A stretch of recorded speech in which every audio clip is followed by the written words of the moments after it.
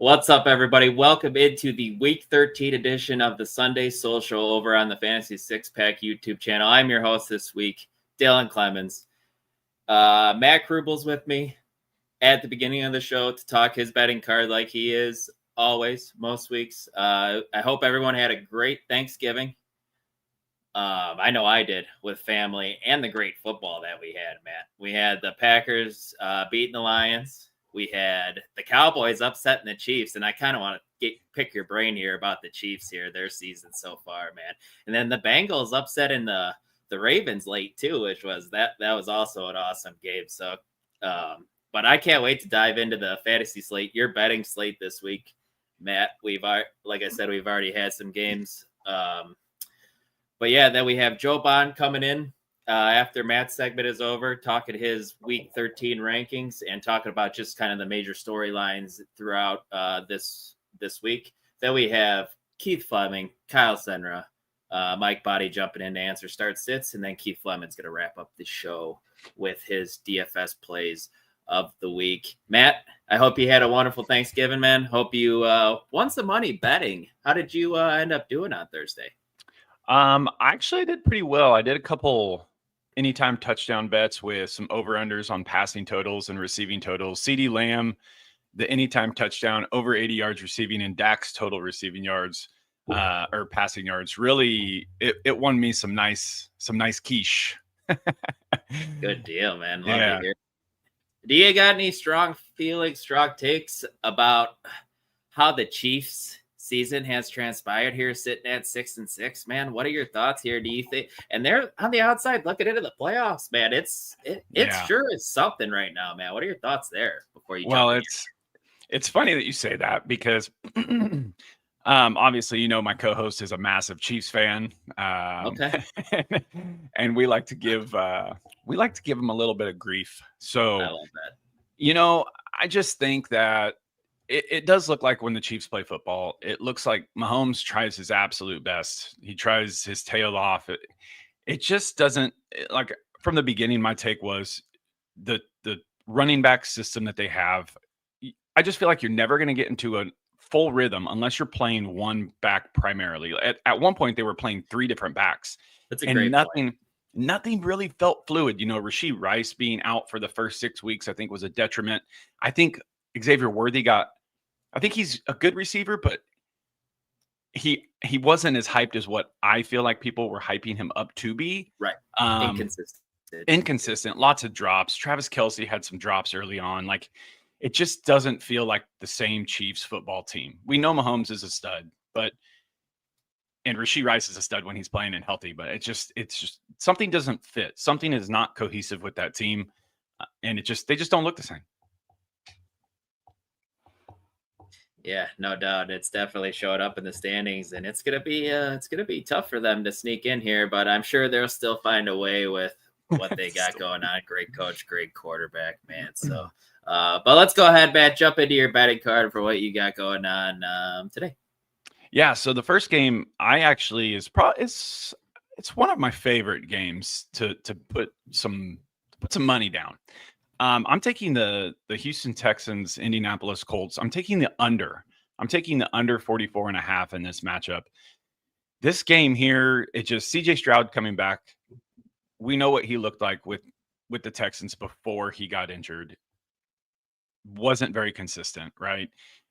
You're playing against the Indianapolis defense, who is not a bad defense. Like, they are a pretty good defense. And then vice versa.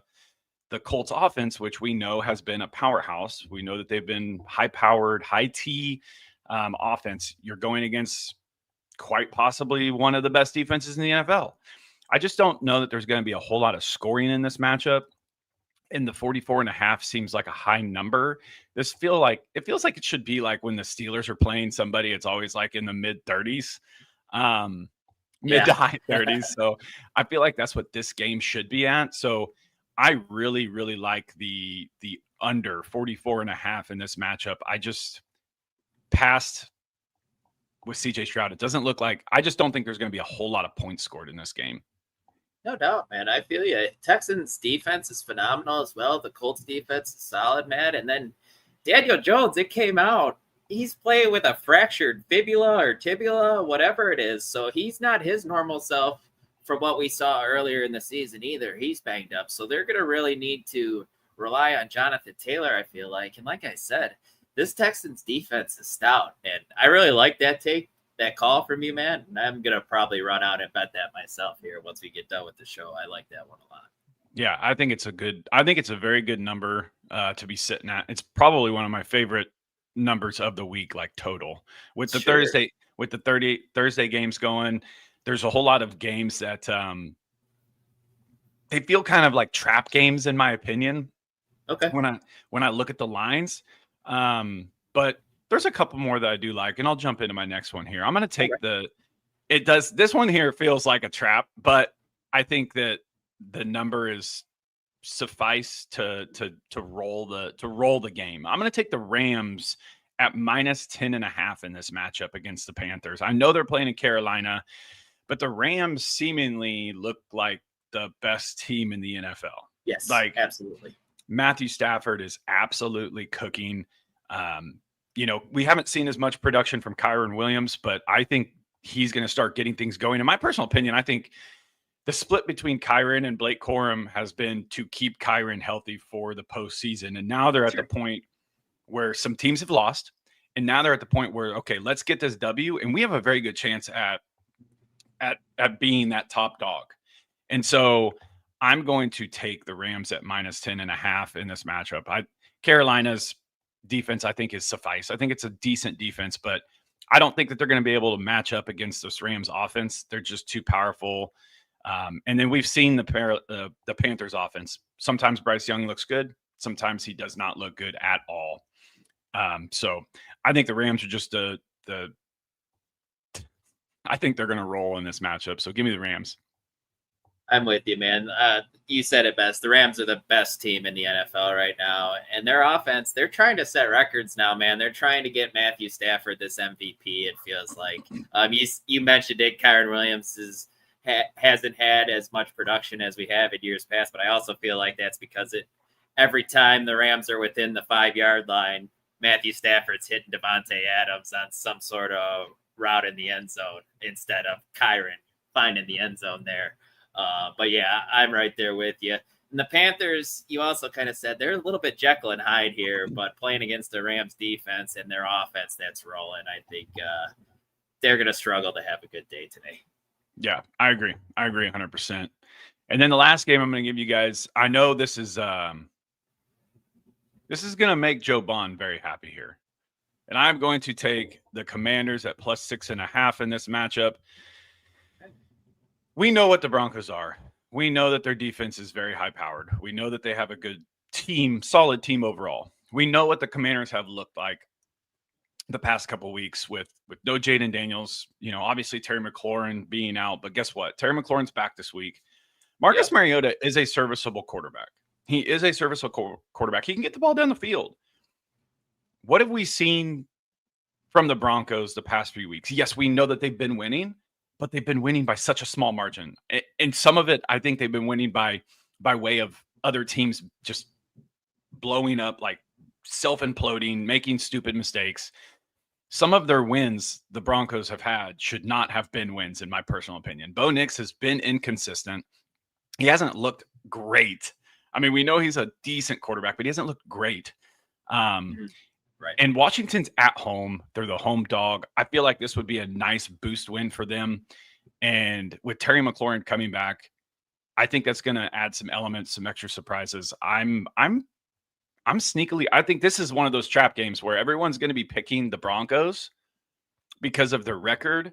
And the Broncos, like I said, they're a good team, but I don't think that they are the best team in the AFC. I don't think that that's the case. And they're going to lose one of these close games soon. So why not be the Commanders playing at Washington? This feels like a trap game for the Broncos being the favorites here. So I'm going to take the Commanders at +6.5. And I just hope they get it done. It's a lot of points for the Broncos to cover, Matt, on the road here. So I tend to lean your way as well. They've been super inconsistent, led by Bo Nix for the most part. So it's kind of hard to say what you're going to get here. And Terry McLaurin coming back for the Commanders is a big deal for the offense, man. Someone who can stretch the field, someone who can make big plays as well. And that opens up things for Debo. So I don't have any problem taking the points here with the Commanders being at home. That's also, I like that call. Yeah, I mean, I just think that at this point in time in the season, you kind of know who your playoff teams are going to be. You kind of know, there's still some teams trying to sneak in and so on and so forth. So at this point in time of the year, it seems like Vegas sets up a lot of trap games for people. A lot of people tend to pick the favorites in certain situations just because of records and, performance from other teams. But there's teams that are in that mix that maybe don't have the playoff chances, but they're still good teams. They can still knock some of these other teams off. And I think this is a prime setup for that situation. I think the Commanders do have a decent team. And I do think that the Broncos are setting themselves up for a trap this week. So I'm going to roll with the Commanders at +6.5. I like it, man. I like it. You got any more that you really like here, or do you want me to pick your brain here on a couple games? I mean, yeah, you can pick my brain. I think there's a few games again that look like trap games that I'm still undecided on which way I want to swing. But this slate of games just it's wild. It's crazy when you look at the numbers. It's just crazy. Is Jacksonville -5.5 over Tennessee on the road? Is that one of the traps you're thinking here, or would you be comfortable laying the number? No, I'm comfortable laying that number. Brian Thomas Jr. is supposed to be back today. And listen, guys, I've always kind of been a Trevor Lawrence truther. I'm not saying that he's, the best quarterback. We had this talk a couple weeks ago. Yeah. Actually, I think Trevor Lawrence is a serviceable quarterback. The Jaguars offense is okay. They're not like the worst deal. They're winning games. The defense is good. No, I like that number. I'm fully comfortable taking Jacksonville in this matchup, 100%. Okay.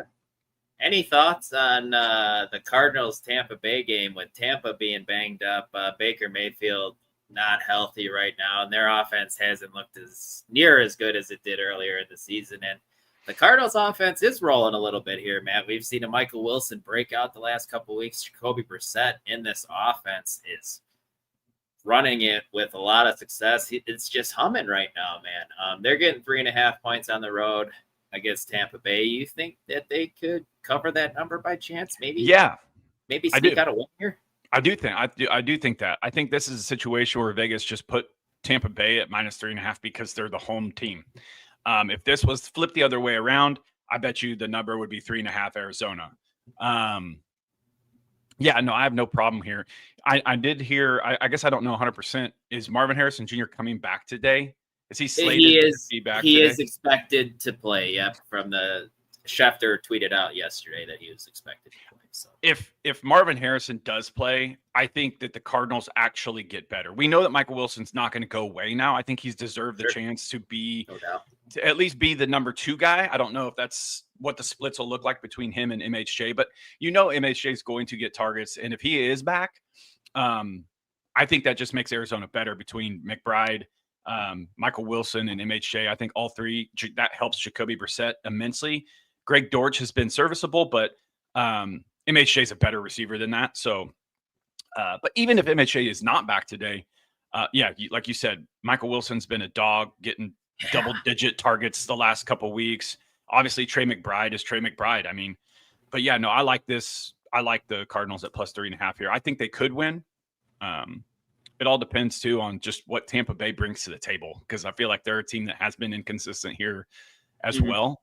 So which Tampa Bay team shows up, I don't know. But yeah, I like the number of, if you want to roll the dice at Arizona, if it were me, Dylan, and I was rolling this game out, I wouldn't take Arizona at +3.5. If I was going to roll the dice on a team that is not the favorite, but I think could have a chance, I would probably just take Arizona money line and put a little bit on it to see what happens. The 3.5 is not bad to take. If it was +3, you 100% would just take the money line because, But since you're getting the hook, if you think they're gonna, cover by 3 points, then you could roll a 3.5. But it's a situation where Arizona money line wouldn't be a terrible thing to take if you want to throw a couple bucks on it. I like it. Yeah, and that at DraftKings is at plus 142 at the Cardinals money line. So yeah, that game. I feel like the Cardinals are one of those bad good teams, man. Where I feel like if a couple different plays go a different direction, they could be around a 500 team or so. So, but Matt, let's go ahead and get you out of here. But before we do, we should go ahead and plug away what you got going on the rest of the year. Yeah, if you guys just want to catch our podcast, it's a Parlay Fantasy Football podcast. You can check it out on Spotify and Apple Podcasts. And you guys want to check us out every Tuesday night. We go live with our betting segment here on Fantasy Six Packs YouTube channel. We'd appreciate a subscribe, some comments, guys. That really does help out the show, helps out Fantasy Six Pack on our YouTube channels and stuff. So, yeah, you can do that. Head over to fantasysixpack.net, become an all-access member, guys. It's where you can find us, the parlay guys. You can find all our betting stuff over there as well if you become all access members, plus much, much, much, much more. Love it, Matt. As always, great stuff. And I'm looking forward to talking to you next week already, man. All right. Sounds good. Good luck today, guys. Yep. You as well. Take care. All right. Let's go ahead and get Joe Bond, founder of Fantasy Six Pack, in here to talk his Week 13 rankings and some big storylines we have going on in the NFL. What's up, man? How's your Thanksgiving? It was all right. Ate a lot of food. Didn't do a whole lot else. Put up the Christmas decorations, I guess. Yeah, I'm going to be doing that while watching football today, doing the decorations. So, yeah, looking forward to that. I love how Matt did your job for you there at the end, all the promotion stuff. So it made your job easier. No doubt. I'm glad he did it after I fumbled through that intro this morning. It's all right. Maybe he knew to help me out there. But, Joe, let's jump right into things here. And we finally get Bucky Irving back here for Tampa Bay. Matt and I were just talking about that game that maybe Tampa could be on upset watch here. Do you think Bucky slides right into his regular role after missing so many weeks? Or do we see the emergence of Sean Tucker the last few weeks still continue? And is Rachaad White the odd man out here? What are your thoughts? So no, first question is no. Bucky's not going to slide right into his RB1 role, not right away. They've already said that the offensive coordinator already came out earlier this week and said that when he returns, they expect to give him the same amount of snaps as they gave Godwin the week before, which was about 35%. Now, I said this on the Fantasy Six Pack Hour. 35% snaps for a running back is different than 35% snaps for a receiver, right? Yeah. For a receiver, right, 35% snaps means you're playing, 25 snaps at best, and then you're hoping to get targets on a quarter of those to be decent, which isn't going to happen, right? A running back, though, can play 20 snaps and get a carry on half of those and still be okay. Right. And that's fine for him. So you do move him up because of the talent he has. And I think he's in starting running back territory with obviously a bit of a, low end RB2 range with an upside, if he can find the end zone, obviously that's going to help tremendously. The secondary guy, I'm not totally sold on. I actually think this goes to White, and it's because of the passing game and the blocking work that he provides. Tucker, when both White and Bucky Irving are healthy, is very rarely seeing the field. Maybe he sees the field a little bit more in this one because we're not going to see as much Bucky Irving, but I would tend to believe that when it's like passing down, like if Bucky gets first and second down that drive, third down is going to be Rachaad White, not Sean Tucker. Sean Tucker just isn't used in the passing game as much. So that's how I think this is going to roll. Yeah, I think I'm with you there. That makes some sense, Joe. Another guy coming back from injury, Matt and I just talked about him a little bit. Marvin Harrison Jr. Michael Wilson, the last 2 weeks, if you picked it up and started him, he might have won you your weeks, Joe. Especially in PPR, man. He's been money. No doubt. Seeing a huge target share. Obviously, the target share, as it keeps growing, it's not going to be sustainable at that high. Do you still think Michael Wilson is starter worthy here in fantasy football, or does Marvin coming back kind of put the genie back in the bottle for Michael Wilson here? I mean, I think it lowers his ceiling, right? And probably, it lowers his production a little bit, right? He becomes the receiver 2, I would say. And Matt already kind of talked about this. And so, Harrison becomes the wide receiver 1, assuming he's like fully healthy and getting a full workload. See how that plays out. But you would assume Harrison gets his full workload, slides right back into that wide receiver 1 role. Wilson has clearly got something with Brissett. And look, when Brissett throwing the ball about 50 times a game, who cares? McBride, So much Harrison, volume. Wilson, all going to be able to do something, and it's going to be fine. My battery's about to die. What's going on here? Why am I not? Oh, no. No, what's going on? I'm plugged in. Some live show podcast. That would be bad. That would be bad. That would be very bad. Sorry. Yeah, you're all right. Make sure I'm plugged in here. I don't know what just happened. It was just like, nope, you're done. Plugged in. All right, I'm good now. Let's go. Oh, good now. All right. I don't know what just happened.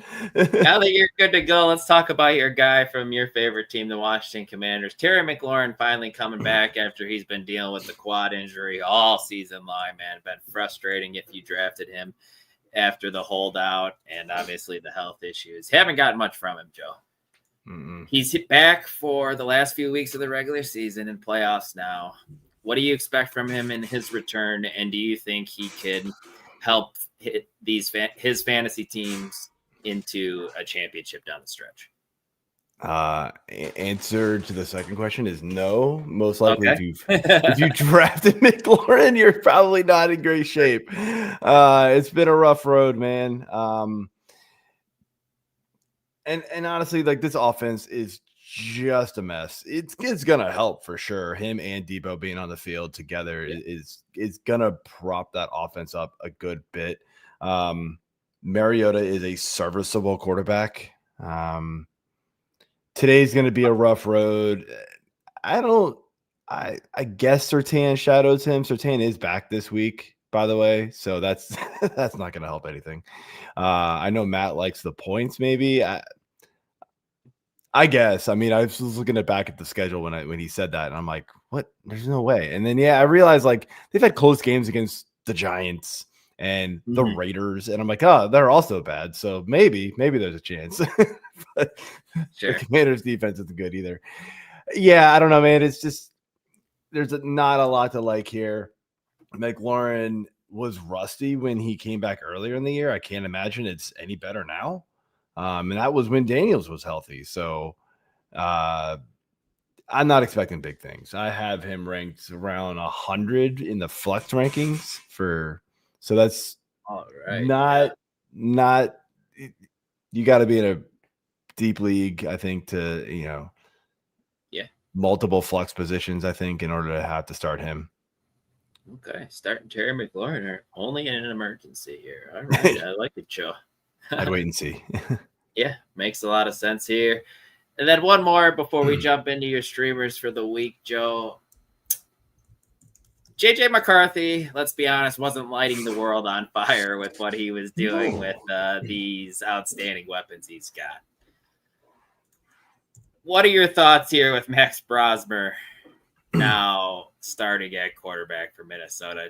Do you think it gets worse than what we've seen from JJ McCarthy the past 2 weeks? Or could we maybe see an uptick if he can run this Kevin O'Connell system that we've seen so many quarterbacks in the past run to success? This is why it's so hard for me right now, Joe. Help me. Yeah. I'll be honest with you, your guess is as good as mine. I don't think if anybody comes out here and says this is what's going to happen, they're lying to you. Like, they don't know. They are absolutely lying to you. You're talking about a quarterback who played 5 years, medical redshirted one of those years. Played 4 years at New Hampshire, by the way. So, like, okay. I didn't even know who this guy was. I was like, Max Brosmer. Who's this guy? Had to look him up. I had no idea. It wasn't, 3,400 yards at New Hampshire. Okay. Is it going to get worse? I don't know how it can. I mean, Right. McCarthy threw at 87 yards last week. We're talking Justin Fields level of ineptitude. Like, come on, man. This is just bad. Either way, I am probably starting Justin Jefferson still. I do have him about wide receiver 18, which is probably the lowest I've had him since rookie year when we didn't really know if he was going to be awesome still. Addison is trying to look him up. Addison's outside wide receiver 2 range, so flex worthy. It's been brutal at best. Lately, Hawkinson's not startable. The only thing I would say about Hawkinson is, it's possible, right, that he just becomes like a safety valve for him. But I think they're keeping Hawkinson in to block so much because that offensive line just hasn't been great either. That's another problem for McCarthy and everybody that's been there. Like Wentz got destroyed. Is this one of those, like, there's just not a lot going right there in that system. Is it going to get worse with Brosmer? I don't think so. I just don't think it can get really worse. I just don't think it's going to get better to the point where we're like, oh yeah, Justin Jefferson's an automatic almost 20 points every week. I just don't think we're getting back to that level, unfortunately. And it sucks because people drafted Justin Jefferson very high. So where's Josh Dobbs, man? Can't we get him back to Minnesota or something, Joe, just to help out these weapons, man? Anybody. Like, I don't know. I don't know how a team like Minnesota doesn't go grab like the Brissetts of the world and things like that. Like, why did you think Carson Wentz was fine, I guess? But he never stays Wentz healthy. hasn't shown anything for the last few years, even when he is healthy. Like, nothing with an upside like a Brissett or, any of these guys that, could just sling the ball around. I don't know. It seems weird that some of these teams do with their backups, especially when you have a guy like Justin McCarthy, who's still a massive question mark, right? Like, go get a reliable backup who's like, I don't know. Maybe they were just doing the whole like, oh, well, we don't want to put pressure on him. We don't want to have like a really, really good backup behind him. But it's like, what if he sucks? And he did. And you have to like make up a concussion. I mean, no doubt about it. Yeah. I don't know. No doubt about it, man. It's interesting. Horrid rookie season. Good luck with the Minnesota players this week. Yeah, no doubt here. But like you said, we're starting Justin Jefferson, but I'm not excited about starting anybody else outside Aaron Jones is okay. But Joe. Let's go ahead, jump into your top streamers here from your article over at USA Today for this week. Yeah. Do you have some Thanksgiving guys over there, or did you? No. I wrote it Friday morning. And actually because of that, I didn't include any of the Bears Eagles players either. Quarterback's not good options this week, man. Like so like Winston was a guy that we were like leaning on as a streamer. But Dart coming back ruined that. Then a lot of the guys that I would have gone at, with the limited options, look, nobody needs a quarterback streamer this week. I hope. Like, if you do, good luck. It's CJ Stroud or Cam Ward or Tua or Mariota. Like, nah, I could have gone. So my reasoning for Cam Ward, and you're probably like, what? And I kind of did the same thing because AJ picked him on the fantasy 6-pack hour, and I was kind of like, how? No, you can't. Coming off a really good game, by the way, against Seattle of all teams, right? And I'm not expecting that exact kind of game to happen again. But look, maybe a little momentum's building with him. He's starting to figure some things out. He makes some really good throws. If you look at some stuff, he does make some stupid decisions too. But gets a much better matchup this week, right? Jacksonville, we all think it's like a really good defense because they were like going really well in fantasy early on. But look, they've allowed 27, 28 point outings recently to Geno Smith and Davis Mills. So come on, Cam Ward can do it, right? I mean, let's go. Yeah. So like if you're a desperation play, I would say go after Cam Ward if you really need a quarterback because like Stroud or like Mariota or Tua, maybe they're safe. Maybe they get you 14 points. Cam Ward can do that, but I think his upside because of the matchup and kind of how he's been kind of building the season gradually could go a little bit higher, but hopefully you don't need that. I'll be real. Running backs. I mean, it's always Algier. Keith's over here, I'm sure, listening to this. Algier's always in the streamer conversation. The offense does take a hit still, as I mentioned last week with Kirk Cousins. Yeah. So they didn't get in the goal. They didn't get in the goal line situations last week. So Algier did not score because of it, and so they've got to get there. And I don't know if Cousins is going to get them there reliably enough in order for us to be able to like Algier, but he still saw 12 carries last week. I think that's another game where the Falcons are going to stay competitive, and so you used to see more Algier in those types of games. Receivers, Jaden Higgins. Why is he not rostered more? I don't know any idea why. Like, this is maddening. Like, his usage has gone up, and I know, like, you think, oh, it's Nico and Kirk, Christian Kirk. No, it's Nico and Higgins and then Kirk. Honestly, yeah. Higgins' role, he took over all the other, like, just sort of rotating, receivers that they have there. He took that spot and he has delivered. And I know that was with Davis Mills, so Stroud may be a little bit different, but I'm just going to believe in the fact that the Texans coaching staff has changed the way that they are using those three receivers, and Higgins is a big part of it. And so he's on the field a lot. Dortch, as mentioned, was another guy that I had, but obviously that's thrown out the window because Harrison is back. Tight ends, Brenton Strange. I was hammering this before the season. This guy's going to be a big sleeper tight end.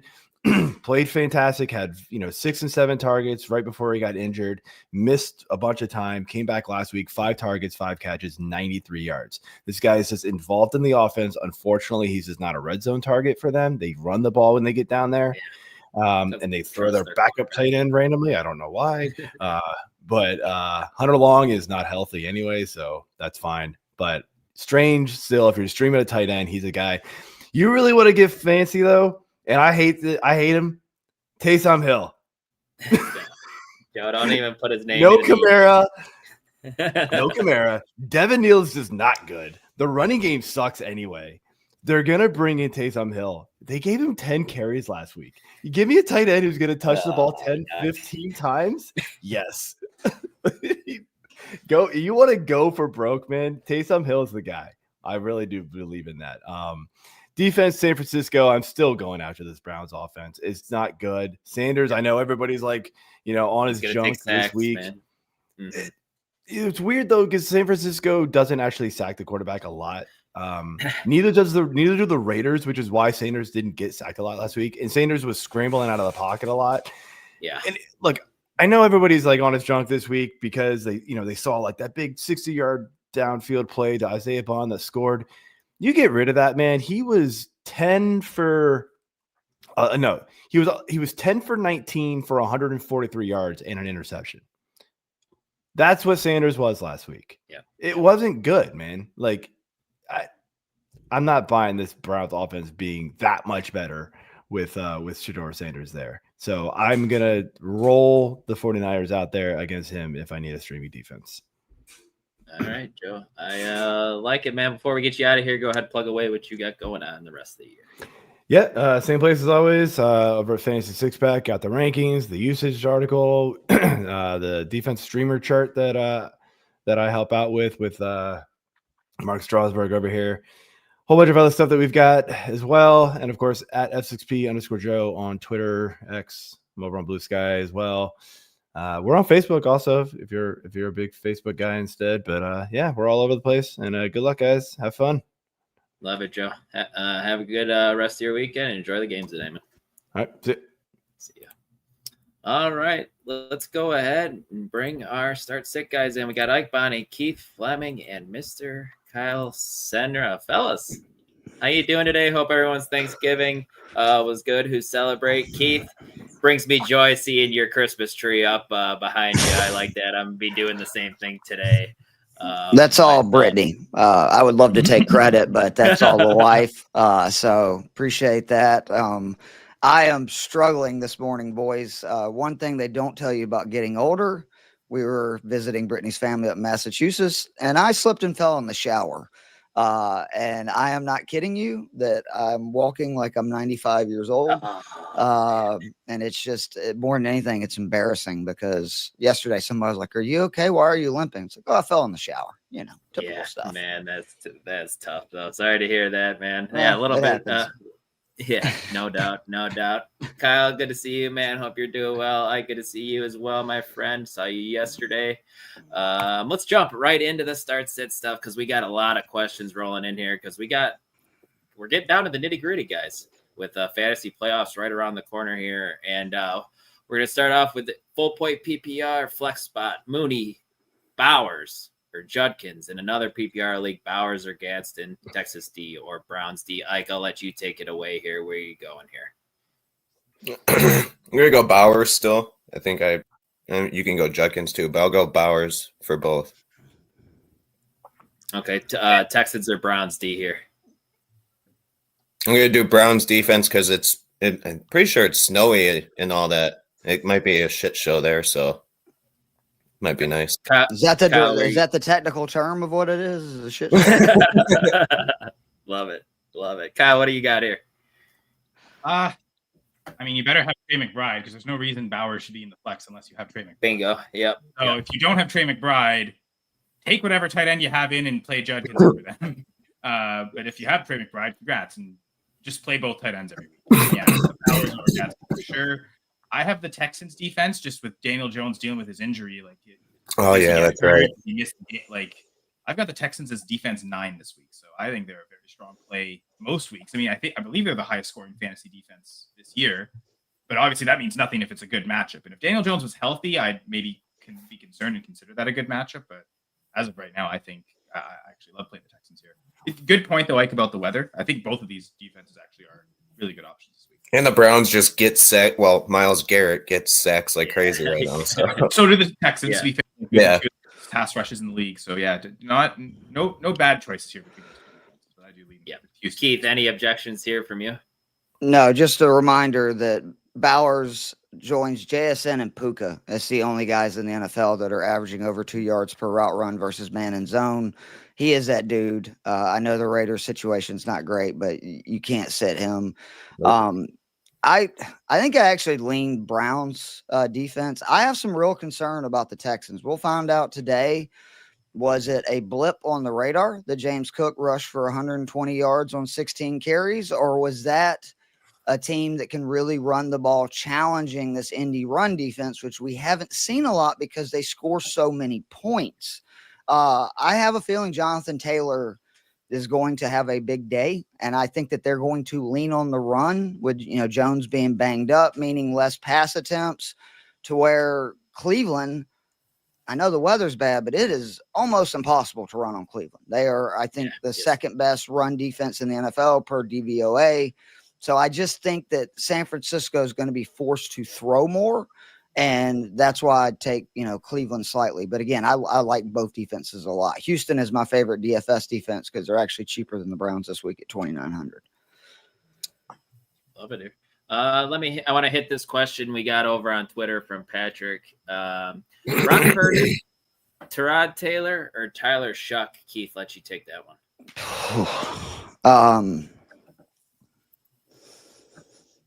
Man, that is tough. The Falcons are much better versus in a vacuum, it would be Brock Purdy. But again, that weather concerns me. That's going to be a nasty game. I think it's going to be a rock fight. Honestly, think the exact same thing for the Jets-Falcons game.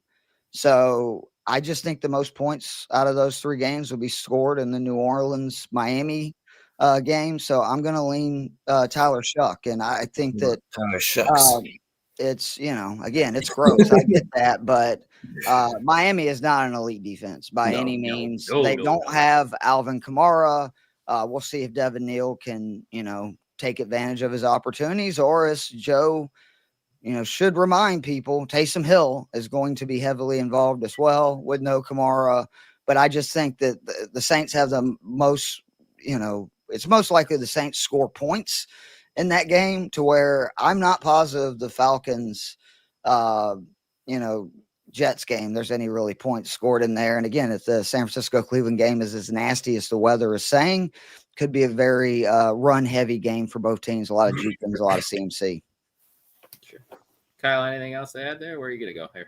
I mean, I've still got Purdy ranked the highest. I know I'm benching him in one league for Sam Darnold, in another league, I think for like Hurts and Dak. I already benched them, or I already started them. I don't know if I can do it for Tyrod Taylor. I mean, his rushing probably gives maybe the most upside here. Not that Tyrod's really rushing like he was in the prime of his career. Purdy's a bit of a sneaky runner too, though. So if the game script is so like the weather's so bad that they have to run the ball a lot, does that mean rush attempts for Purdy and like he could actually get a really good floor here? So in spite of the weather, this might sound weird, but I think Purdy has the highest floor of these quarterbacks. Yes, Tyrod would be the highest ceiling, I think. So I just can't trust Tyler. I don't trust him as a quarterback. Taysom Hill vultures everything, so like there's like very little upside for anyone on that team. And even Taysom Hill, he doesn't have much upside. So I'm trying to avoid the Saints if possible. Do we know if Chris Olave is playing? I have because if he doesn't play, like Tyler Shuck might be QB 32 for me this week if Chris Olave is not there. So I go Purdy. Ike, where are you gonna go? Purdy still. Purdy. Okay. Denver D, Texans D here. Kyle? I think that I'm just gonna look at my rankings. I do think, Denver is one of the few I do have ahead of Houston. That's defense 6 for me this week. Is Denver. Ike? Who's Denver got again? Washington. Oh yeah, Denver for sure. If Jaden Daniels playing, it's a whole different equation. But with Marcus, clean sweep. Yep. All right, love it. Just want to throw this on the board here. Dub Bears from Alex here. How about them punches? 9-3. Division leaders until next Sunday. And no word yet on Olave per Joe Bond. Okay. All right. Then Alex's question here, full point PPR. Need to sit one of these guys. Diggs, Wandale, Dowdle, Ladd. Need upside as I'm already down to a 35% win probability. Ike, go ahead, take this one here. Who you sitting? I think I'm going to go Diggs because I think Wandale's going to get heavily targeted. Dowdle might have had just one bad week, but he'd be my next option. And then I'm starting McConkey no matter what. Okay. Kyle? Here's the thing with both Diggs and Wandale playing Monday night. And I know Wandale looks like he's cleared. Like he's not on the injury report anymore. Like there's no game status, but he was questionable through the week. There was limited practice participation. And there was rumors that Diggs was kind of dealing with an injury last week that wasn't really reported, and that's why he played so poorly. Wasn't his finger or something? Or so he's dealing with something. I think I want to bench one of the two Monday players so I can have the other one to replace them instead. I don't want to go in having both in my lineup, and if something happens, I don't have an option. So between Diggs and Wandale, they're actually, I think, back-to-back in my rankings. So I would just advise benching one of them, and so you can play the other in case something happens. I think I'm with Ike, though. I'm going to, just because we don't really know what's going on with Diggs, especially how poor it was last week, that's probably who I'd lean to bench. Right on. Keith? Yeah, it's Diggs. Giants are just the worst run defense in football. So I expect New England to run the ball a lot. Do not forget that they are now without 2 offensive linemen, including Drake's blind side. So I think they're going to have a very conservative game plan. They should be able to win that game, even running it more and not really airing it out. So yeah, I think that Diggs is the one, especially because the situation he's in. 35% win probability. Ladd's the definite start. I think Dowdle said this week that they're going to get him the ball more. They know that was a mistake that they made last week. And then again, I expect the Giants to be down. That means a lot of targets for Wandale. Plus Dart's back, which is huge. Yep. Yes, it is. Keith, you take this one right away. Marvin Harrison Jr. coming back from injury. Troy Franklin, Juwan Jennings, or the last 2-week stud Michael Wilson here. Full point PPR. Where are you going? I would not play Harrison Jr. Agreed. I would play Wilson. I know that probably not going to get 33 targets, in his next 2 games. Only Jamar Chase had a higher total this season over a 2-game span. But when you end up turning 33 targets into 25 receptions for 300 yards, I think they're going to continue to go to him. So I would at least play him this week. I know it's risky with the playoffs coming up, but I think it's more risky to not play him and he have another monster game. From there, I would probably go Franklin. The weather in the San Francisco-Cleveland game just has me very leery about playing Jennings. Washington is, I think, 28th in DVOA versus the pass. So you just got to kind of hope with Franklin. I mean, you could always, though, also, if you want to get real, frisky, just play both Cardinals. I don't hate that either. And then that way, we know Brissett's going to throw 2 touchdowns. He's done it every week. He's thrown for 300-plus yards each of the last 2 weeks. They're going to be throwing it a lot. So I don't hate that either, but I would probably go Wilson Franklin. Okay. Ike was not in agreement there with Wilson. Yeah, I don't think you can feel confident starting Harrison Jr. after the appendectomy. I mean, I'd be totally okay with him dropping 20 on my bench instead of a 0 while starting him. We still don't even know he's playing for sure. Yeah. Right. We still haven't got that confirmation, which is always a little scary. I mean, so we'll find out. I guess he wants to get on the field, though, because he sees his role as the number 1 receiver in that offense slipping through his hands very quickly. It feels like one of these Cardinals wide receivers should be ranked as a top 20 player. And it's just deciding which one. I think I lead with Keith and Ike and rank. I mean, Wilson's been top 10 both the last weeks and half PPR. So I think a top 20 week for him, even with Harrison back, is definitely reasonable. And I think Wilson Franklin, that's how I would go about it.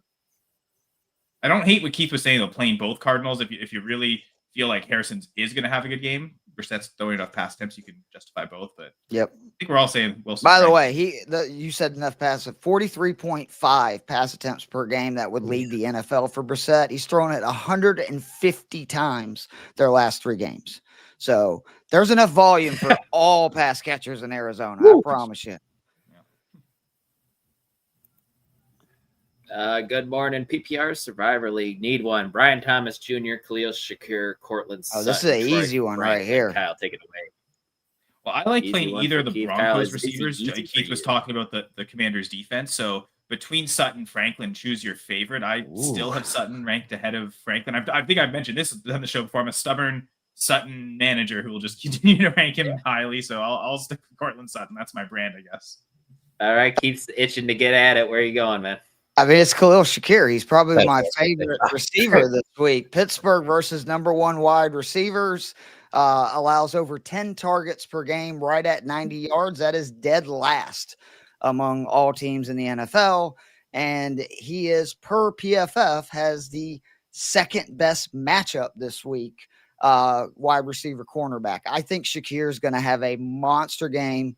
Pittsburgh is really bad versus the pass. I think that Pittsburgh is going to be able to run on Buffalo. So I actually think there will be a good bit of points scored.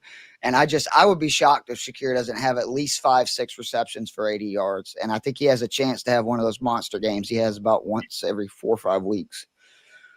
All right. Ike, you're in agreement with Keith here? Yeah, but I heard him mention PFF, and I just got to say, why was DeAndre Hopkins ranked 10th so far out of all wide receivers according to PFF? Are you talking about his grade or are you talking about his matchup? No, his grade for the year. He's 10th. They do that. I mean, it was just like JCM for a considerable portion of the first half of the season was the number 1 rated running back, even though he had not had a ton of good games. They look into other stuff. I will say, though, that they've caught a lot of slack and grief in the past for their Myles Garrett take. They always have him as the highest graded pass rusher, and a lot of times, he doesn't have as many sacks or whatever. Well, you look at like now what's you going know on why. this week. Yeah, it's like maybe they knew something there. So yeah, maybe Hopkins still him. I'm going Brissett here. You're going to go Brissett over. Yeah, with so many less attempts, he just can't. Yeah. Okay. Kyle? It's also, again, back to the Monday night, right? I mean, he's cleared concussion protocol. They've already announced he's going to start, but it's just weird thing of like having to wait Monday night. I rank Brissett as a top 10 quarterback this week. He's basically been a top 10 quarterback every week, so you can feel pretty safe. But I think he's got the highest, since in the games he started, I'm pretty sure he has the highest floor of any fantasy player this year. Might be him or Jaden Daniels.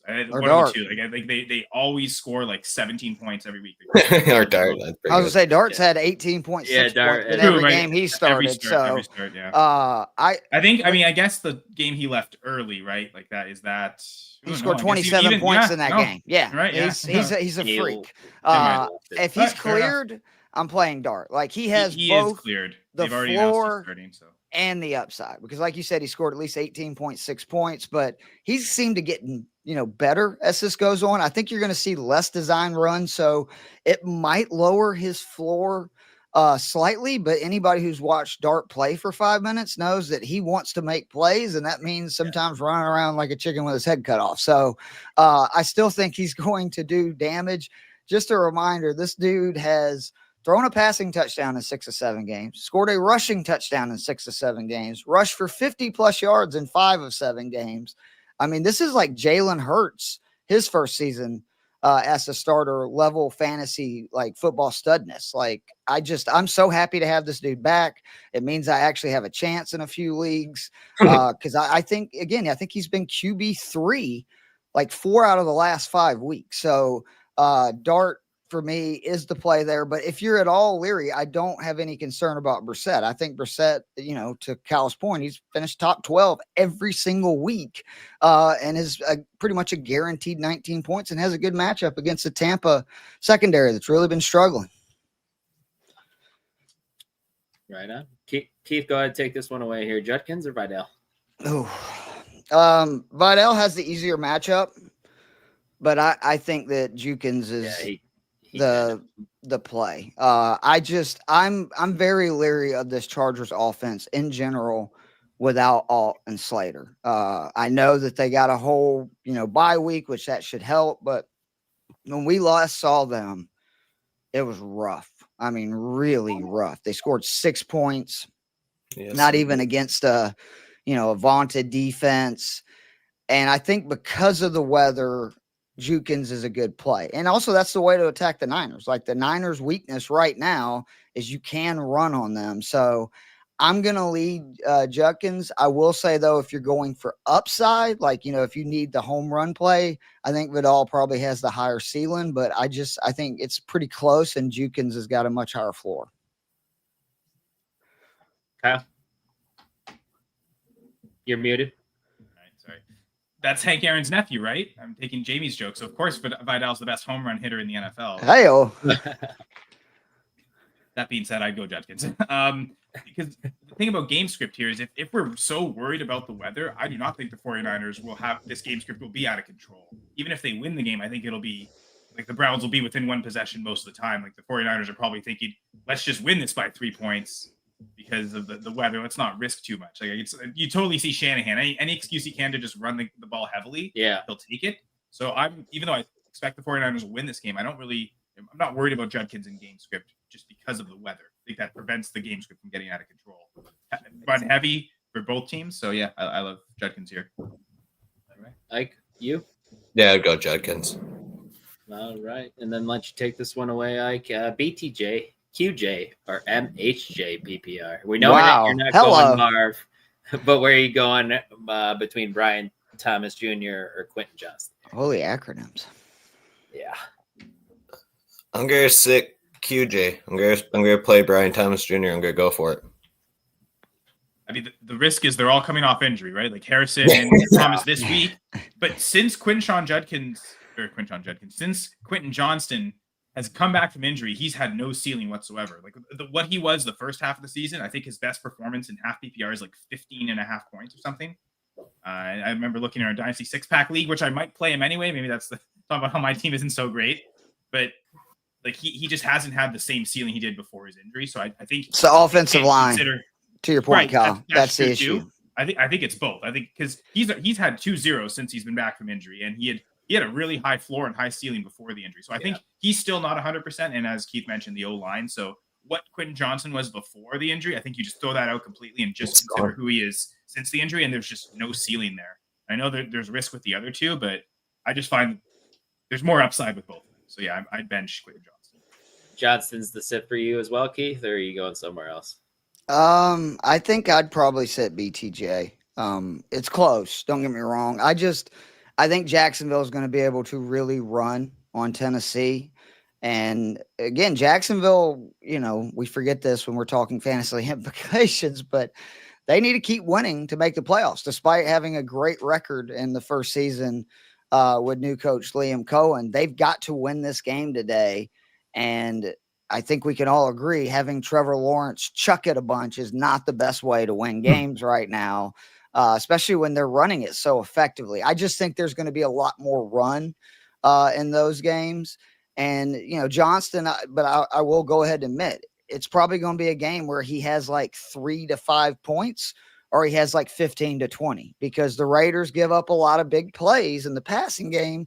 But do they have time? Because Johnston, that's what I was talking about with the offensive line. Less time to throw. Johnston is the one deepest ADOT, and he's, obviously been the most affected by it. It's been good for Ladd and bad for him.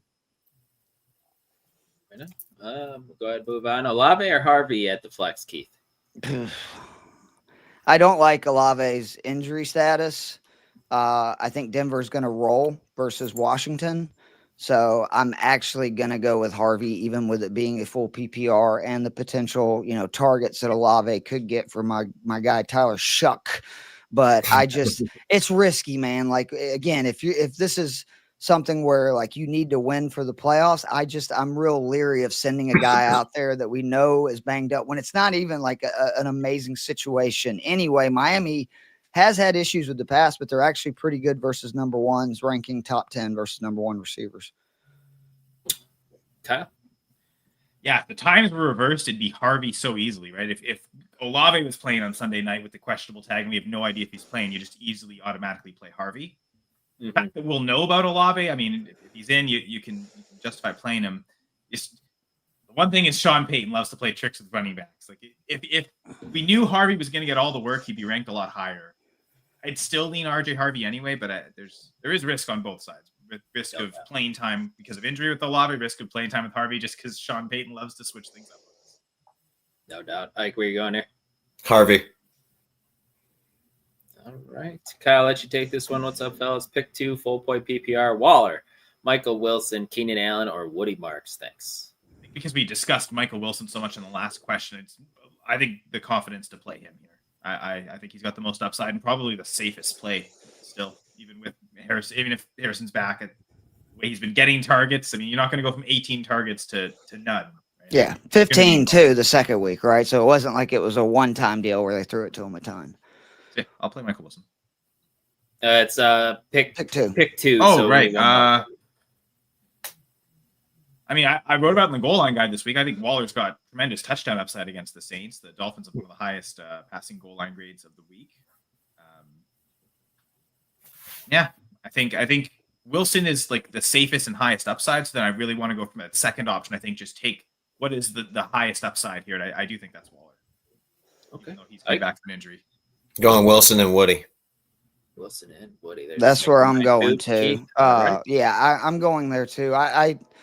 Houston, again, must-win game, and they need Woody Marks to do something, to run the ball and make their offense. I mean, this is all of a sudden a Houston team that throws at the 6th most in the NFL per game, like almost 40 passes. If you hear the train, I apologize. That is the I was wondering what that was. The tracks, here in Fairburn, Georgia. Is that the Woody Marks train? Like, is that party train? Let's hope so. I don't know though. But again, like I like Waller, I do, but I just think Marks has a chance to get both, obviously in the run game, he's been involved in the pass. And I think you will see if they can get up with their defense on Indy, a heavy run script late, which means, Marks is slowly taking over that backfield. I think he's hit over 60% of the rush attempts in consecutive games. I know 2 weeks ago, he had the most percentage of rush attempts all season by any Texans running back in a single game. So I'd go Marks and Wilson, but again, it's close. Right. Next one from Dion here. Jennings, Allen, Godwin, Parker, Washington needs one. Keith, go ahead. Yeah. Throw that one to me, jerk. Let's see here. I'm going to probably go Parker, Washington. He just feels the safest out of these guys. Like, I wish I could trust Keenan Allen, but again, I like this Chargers offense. I need to see it this week because 6 points last time, and the split has been big all season when Joe Alt's been out. Like, their offense has not been able to do anything. I still can't trust Godwin. Jennings, again, is playing in a bad weather game. I just think Washington is the safest out of those if you're looking for the upside play, I would say it probably is Keenan Allen, but I just can't trust him. Like I want to see what this Chargers offense looks like even after the bye, missing both of their, top 10 tackles. Yeah. I think I disagree. I think Keenan Allen's actually the safest because the lack of tackles. We know the lower ADOT, like we talk about Quentin Johnston, so boom or bust. I do think Allen's actually the safest play here. But to me, I still want to play Juwan Jennings. Sometimes I know weather's bad, but I do find sometimes we overreact to it, and it turns out not as bad as we think. I mean, the way he's been going, it's him and Kittle as the top 2 targets. Pearsall has not been the same since returning, so we don't know what Parker Washington's going to do now that Brian Thomas is back. I think there's pretty big risk there. Godwin's been unplayable and redraft unrosterable, frankly. So I like Juwan Jennings. I think he's got the upside, and if it wasn't for the weather, I think he'd have the safest as well. I would be taking Jennings if it was a normal weather game. I just worry it's going to be a huge CMC workload week where they're both running it a ton with it and, obviously throwing it to him because again, Cleveland is a really tough, offense to run on. I think I really don't feel any of these guys is safe. So Jennings has the highest upside. Yeah, if that's fair. Purdy throws through the weather, that's where the high upside is going to be. So I'll just take Juwan Jennings. Break the time, man. Juwan Jennings. I don't like any of them. And I honestly would have made it much worse. I was going to say Chris Godwin just because I like him, but I'm just going to go Keenan Allen. He hasn't finished top 6. You didn't break the tie then. I just want Godwin to happen because I really like him as a player. I would look to see if Jaden Higgins, DK, like there's a couple of guys out there that I actually like their matches more that are, heavily available. I agree, Jaden Higgins. I'd play over all these guys. Don't hesitate to go make sure that they're not available. Another one's John Mechie with the Jets. I mean, there's a lot of them out there. The Falcons struggle with outside receivers. Actually, I was wondering if that was going to be brought up. I met John Mechier's brother, Royce, at the Grey Cup a couple weeks ago. Oh, cool. I've got a few really cool. A few autographs, do pictures from a few CFL players, including Royce Metier. I asked him, how is your last name pronounced? Because on the CFL broadcast, they call him Royce Metier. It is Metier. It is John Metier. Really? Yes. Yeah, it doesn't matter. I'm going to say it wrong. I mispronounce about 60% of the names in general. So the only people I've ever heard pronounce it correct are in Canada. So this is for American audiences. No one has any idea that his name is Metier. I swear, no one had no. I heard it on CFL broadcasts. Like that's how they pronounce his name. So I wanted to know. Royce is there signing autographs, so I asked him, and from the brother's horse's mouth, we could say. Did you ask him? Inquiring minds want to know. How do you pronounce your last name? I want to know. I want to make sure I know it's proper, right? So good, it's good Canadian kids. I want to make sure that we're representing them properly. Yeah. So John Metier, Jaden Higgins. Yeah, I definitely would want to play them all over those guys. You're right, Keith.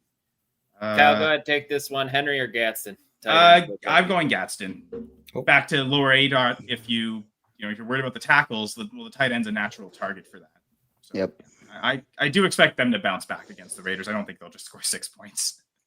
We hope so. Because if not, like I said, that's big time fear. I'm with you. I'm going Gadsden. Henry is just a boomer bust guy. And even his booms have not been that big. If the Chargers can't run the ball with Vidal, which is possible again with the offensive line issues, Gadsden, Ladd, and Keenan Allen could end up seeing huge volume where, we know this team's not afraid to throw it 50 times. I don't mind Derrick Henry, but I feel like last week I was thinking Hunter Henry. Oh, it's Hunter Henry, right?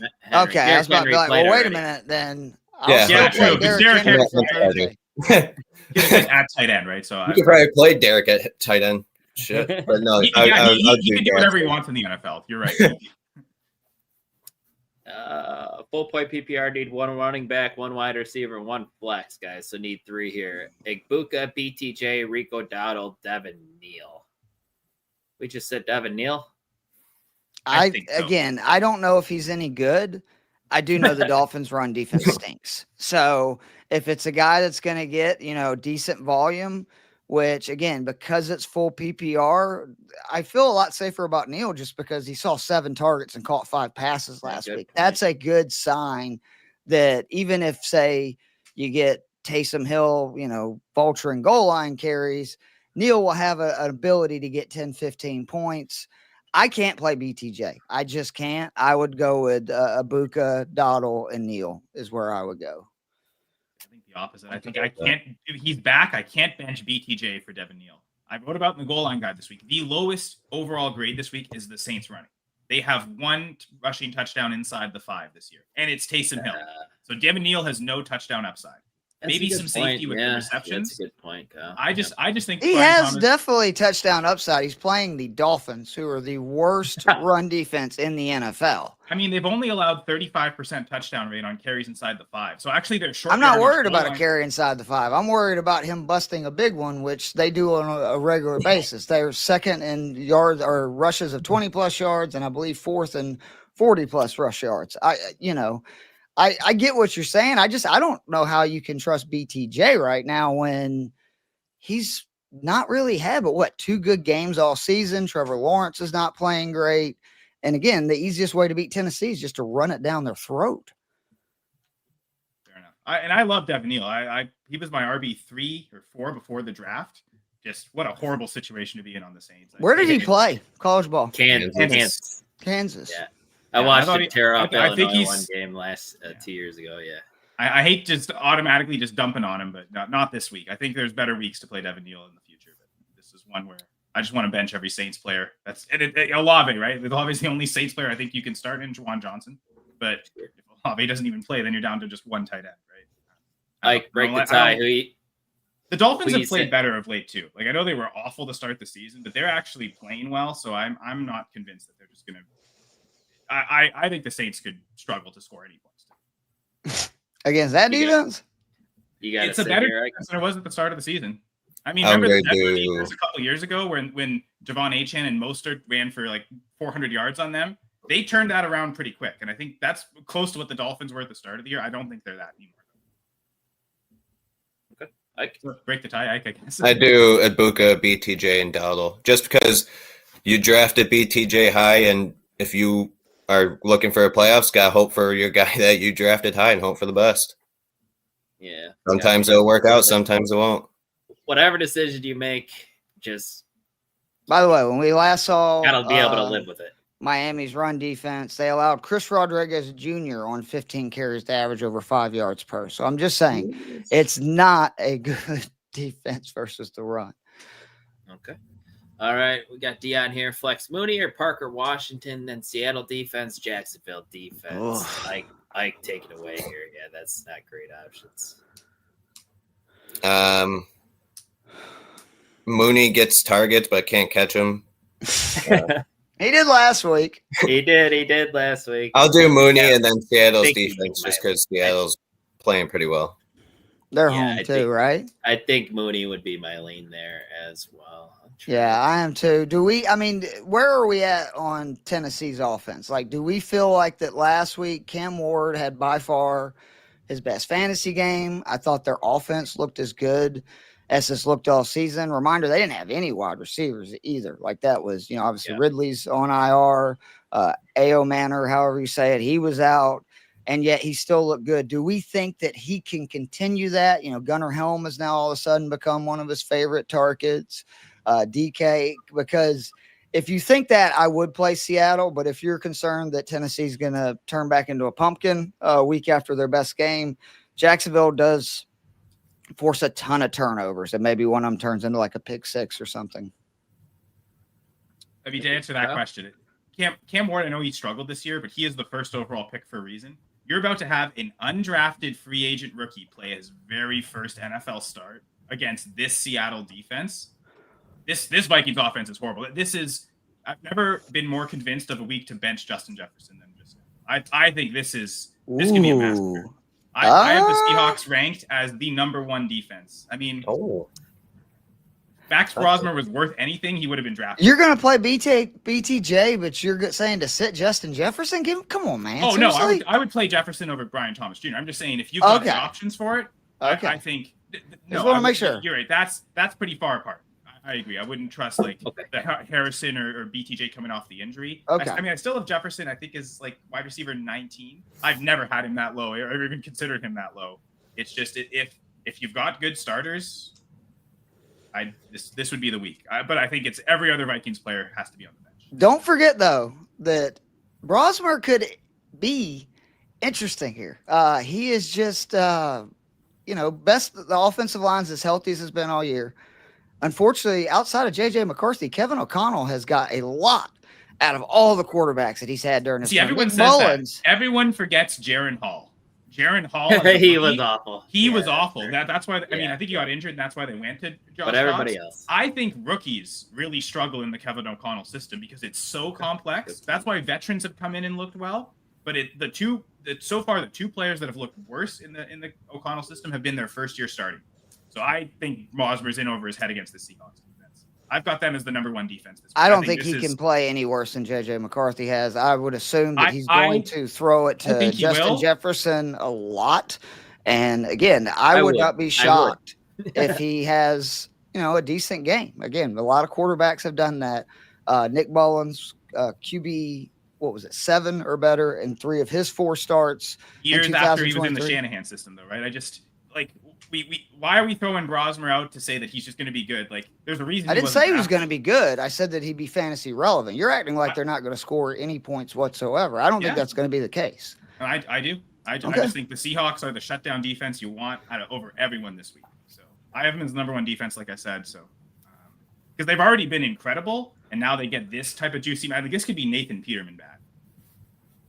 Okay. That's the kind of, and again, Peterman was drafted a much better college quarterback than Max Brosmer, much better prospect. And you see with these rookies in their first starts, it can be just a complete. I mean, they just gave up 24 to Cam Ward without a receiver, so it's not like it's the 85 Bears.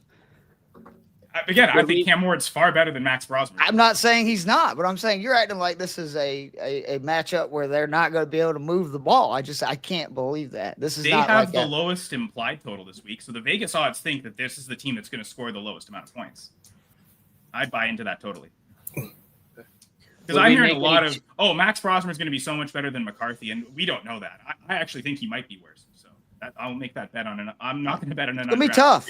Only Jamarcus Russell has been worse from QB rating since 2000, so it's going to be tough. Would we make any changes for undrafted free agent in his first start, though? Like, those guys very rarely ever do good. All right, let's move on here, guys.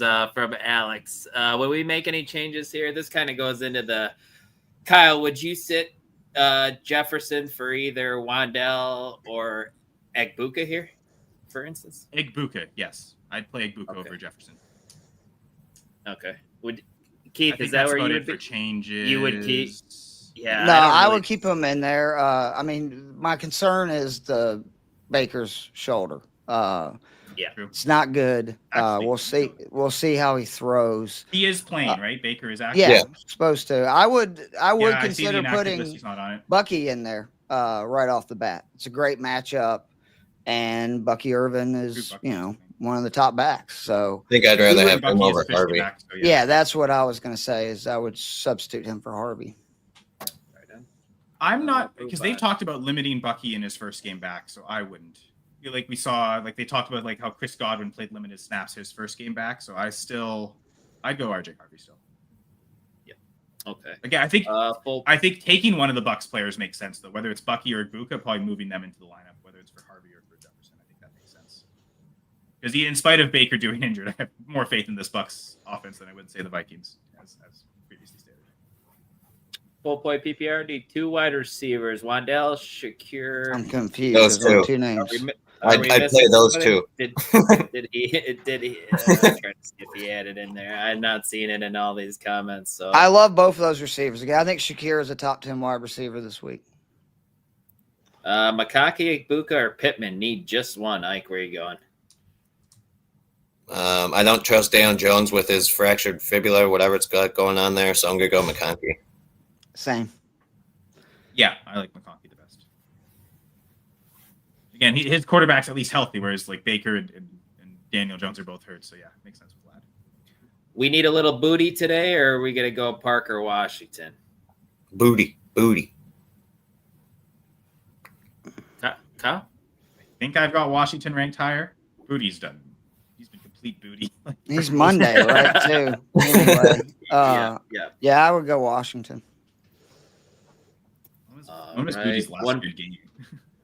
1 point PPR, need a wide receiver and a flex from this group. Michael Wilson, Troy Franklin, Rico Dowdle, Devin Neal. We're gonna lock in Michael Wilson and Dowdle. And then do we go Dowdle over Troy Franklin and Devin Neal here, guys? Yes.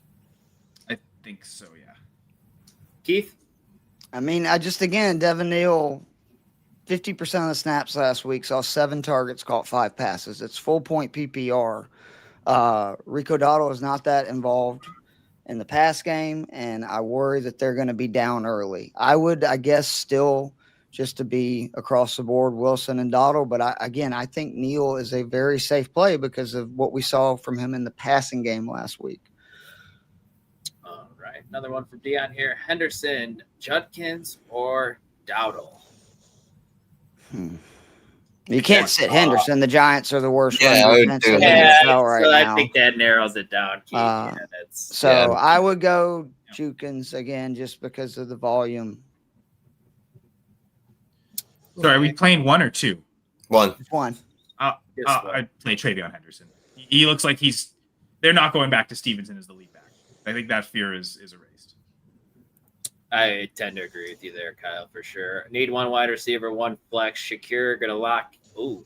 Okay, Shakir, Franklin, Michael Wilson, or Judkins. I was gonna say lock Shakir in, but It's Shakir still locked Wilson. Shakir in. Still Pittsburgh locked in. Shakir in, They okay. allow 10 targets to number 1 wide receivers. That's the most in the NFL, and almost 90 yards receiving.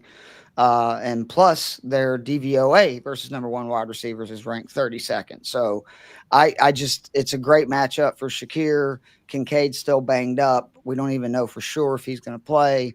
I think Shakir's a very safe play with the potential to have a monster game. Who are you pairing with him, Keith, here? Out of Franklin, Wilson, Judkins. I think I'd still go Judkins here. Like I think this game script fits Judkins so well. And again, it's tough to sit Wilson with the way he's been playing, but I do worry about like going all in on him over, guys that we know kind of what their role is going to be. And we can speculate, but we don't know what Wilson's role is going to be now with Marvin Harrison Jr. back and McBride playing so well and Greg Dortch contribute. Like we just don't know how that's going to, work out until we see it this afternoon. Kyle, anything to add here? Where are you going to go? I love Judkins. I think you definitely flex Judkins. And back to the talk of is Wilson going to be a top 20 wide receiver? I think the answer to that is yes. And if the answer to that is yes, you play him. So I'd go Michael Wilson. Ike? Wilson and Shakir. So don't play Troy Franklin. None of us play Troy Franklin. So we at least helped you there. Trevor Lawrence, Indiana Jones. Ike, where are you going to go? Trevor Lawrence, I don't think Indiana Jones is going to play the full game. Wow. Kyle? By running on fracture fibula or even playing, good luck. We talked about this on Dynasty 6-Pack this week, like looking at the extreme defenses who allowed the most and fewest fantasy points to each position, and the Texans are allowing the fewest points to quarterbacks. So it's the worst matchup, and he's injured. I agree. I'd go Trevor Lawrence as well. Keith? I'm going to have to go Daniel Jones. I don't trust Trevor Lawrence. I think that this is an ETN monster game for Jacksonville, so I'm going to go Jones. Really hope you're right there, Keith. You need a 10. We got a Justin Jefferson or Rico Dowdle full play PPR. It's going to be Justin Jefferson for that me. one's Jefferson. You see, I think, I'd say bench Jefferson if you can, but I think Dowdle's got a tough matchup against the Rams. So as much as I've been going with Dowdle in a lot of these questions, but it's not the best upside matchup. So yeah, in that instance, I'll go Jefferson. Would you flex? You found it. I was wondering if we were going to get some Jefferson questions and if I'd actually pick him and do what I said. Definitely found him. Yep. Troy Franklin, Rico Dowdle, Devin Neal, and BTJ here. Keith, where are you to go? Again, I like Neal's floor because of he played 60% of the snaps. He ran routes on 70% of the pass plays and still got 7 targets, caught 5 passes. And then again, Dolphins' run defense is awful. 140 yards per game, 5.5 yards per carry. They have consistently allowed at least one running back to gain 5 yards or more per carry. I'm not a Devin Neal, I'm not a college guy, but from what I have read on him, he's a very explosive guy, and the Dolphins give up a lot of explosive runs. So I think he at least catches 4 or 5 passes. And then, you throw in a 60-yard run, and I think he, ends up being a top 20 RB this week. So I'm going to go him. And I mean, so we confirmed Chris Olave is playing. He's not on the inactive list. So. Because I was going to say, without Olave, maybe that does help Devin Neal. I still have Rico Dowdle ahead of Devin Neal from the running backs, but Franklin's matchup against the Commanders actually makes me want to pick Troy Franklin. Like, this helps nobody. I'm still playing BTJ. He is the superstar of the rest of those guys, and he could see 10 targets like he used to. So, man, and I'd say Rico Dowdle. So we I followed that one, Damien. I was bleeding between Rico and Franklin. I think the volume running backs make sense. So whether you think Dowdle or Neal will get the volume, it does make sense to go to running back. So I'll agree with Dylan and say Rico Dowdle just to at least give some information. Mooney, Franklin, Johnson, Tucker, Parker. Real quick here, help Dion out. Franklin. Yep, I'll do Franklin. Again, back to the matchup. I'm going to go Mooney. No London. That was my second choice. Pitts has dropped all 3 looks last week. If Atlanta's forced to throw, which I feel they will have to, Mooney will be that guy. No Sauce also in New York anymore. He needs 2. Oh, he needs 2? It doesn't say that. Yeah, I do Mooney and Franklin. It says need wide receiver flex defense at the end. Oh, I'm sorry. So Mooney, right. Franklin, I think we all like those two, Yeah, right? that's Yes. fine. And then I would go New England. Yes. I like the Jags defense against Cam Ward. Right now, Jackson Dart looks like a better quarterback than Cam Ward, so I'll pick against the worst quarterback. Again, I think Brosmer is a worse quarterback than Ward, but I think based on what Dart's done this year, I think he's the better. All right, let's go. Come on. Full point PPR start which running back and flex out of Dowdle, Neal, Harvey, Franklin, Sutton, and Myers. Thanks in advance. Holy smoke. Here. Which RB and flex? Dowdle, Neal, Harvey, Franklin, Sutton. You want to just go all Denver? Franklin, Sutton, Harvey. All right, so I'd probably go Neal and Dowdle. Yeah, the 2 running backs, right? Yeah. Dowdle's a lock for me there. I'll do Dowdle and Harvey. Yeah, that's what I was going to say. I'd go Dowdle, Harvey. All right. From Logan here, we got Woody, Neal, or Sutton. Who to start? Woody. Woody. There's a snake in my McMillan, Mooney, Slate, Pittman, Godwin, Pearsall, Johnston, Harrison. Need 2 wide receivers and a flex. I still like Michael Pittman. I know Daniel Jones is hurt. Let's go, Michael Pittman. That dude's so talented. I think he'll make it work. I would play Slayton, Pittman, and Mooney. Yes, I agree with that one. Oh, wait a minute. That's McMillan? Ted McMillan, right? McMillan. I would try to I'm sorry. Oh, is that McMillan, Yeah, I was wondering what Slayton, McMillan. So yeah, let's go and, ahead. Why did I think Pittman. Jalen McMillan? He's not even playing. Yeah. McMillan. Oh yeah, like McMillan, what's going on Pittman, here? Mooney? Is that what you said, Keith? I said McMillan, Slayton, and Pittman. Okay. Yep. Slayton over Slayton. Wait, Harrison? Meaning Marvin Harrison? Yes, I would not be playing. I'd probably play Marvin Harrison as the third. I'd go McMillan, Pittman, and Marvin Harrison Jr. All right. Yeah, I think he's active. I didn't see him on the inactive list. Yeah, Harrison's playing. Okay. Start 1 full point PPR. Jefferson, Olave, McConkey down 4 in my guillotine league and had St. Brown on Thursday. Oh boy. Again, I would go Jefferson. You had a bad one for Brown. I do Jefferson because he can be the one that can drop a 30-40 for you, more so than Ladd and Olave. I mean, the other thing is if it's true that it's going to be as bad as Kyle's saying for Minnesota, that means they're going to be down early and chuck it mode, and garbage time points count just as much as any other. And again, I just can't believe that a quarterback making his first start is not going to try to target Justin Jefferson as much as possible. Yep. I mean, give me the guy that's tied to Justin Herbert. Like, okay, Tyler Shuck, Max Brosmer, no thanks. I want Ladd McConkey. I think if you went the more safety route, I think Ladd, because we don't know what we're going to get from Brosmer, I think Ladd would be the... Do we remember what this Chargers team looked like without its 2 tackles last time we saw them? I'm just saying, like, y'all are acting like this is the same Chargers offense from earlier this season. It's not. Like, it is Good point. concerning. I need to see something before I'm just blindly saying, like this Chargers offense is good again. Yeah, I've never seen Max Brosmer play football. I know Justin Herbert's an amazing. It's gonna be the running argument of the show. I'm excited to see how this one plays out. The ceiling is. Oh, I can't wait either. Need a wide receiver 2 and a flex option out of these names. Full point PPR: Michael Wilson, Donald, BTJ, Sutton, Devin, Neal, Waller, Higgins. Man, BTJ coming back is like, guys, this is hard.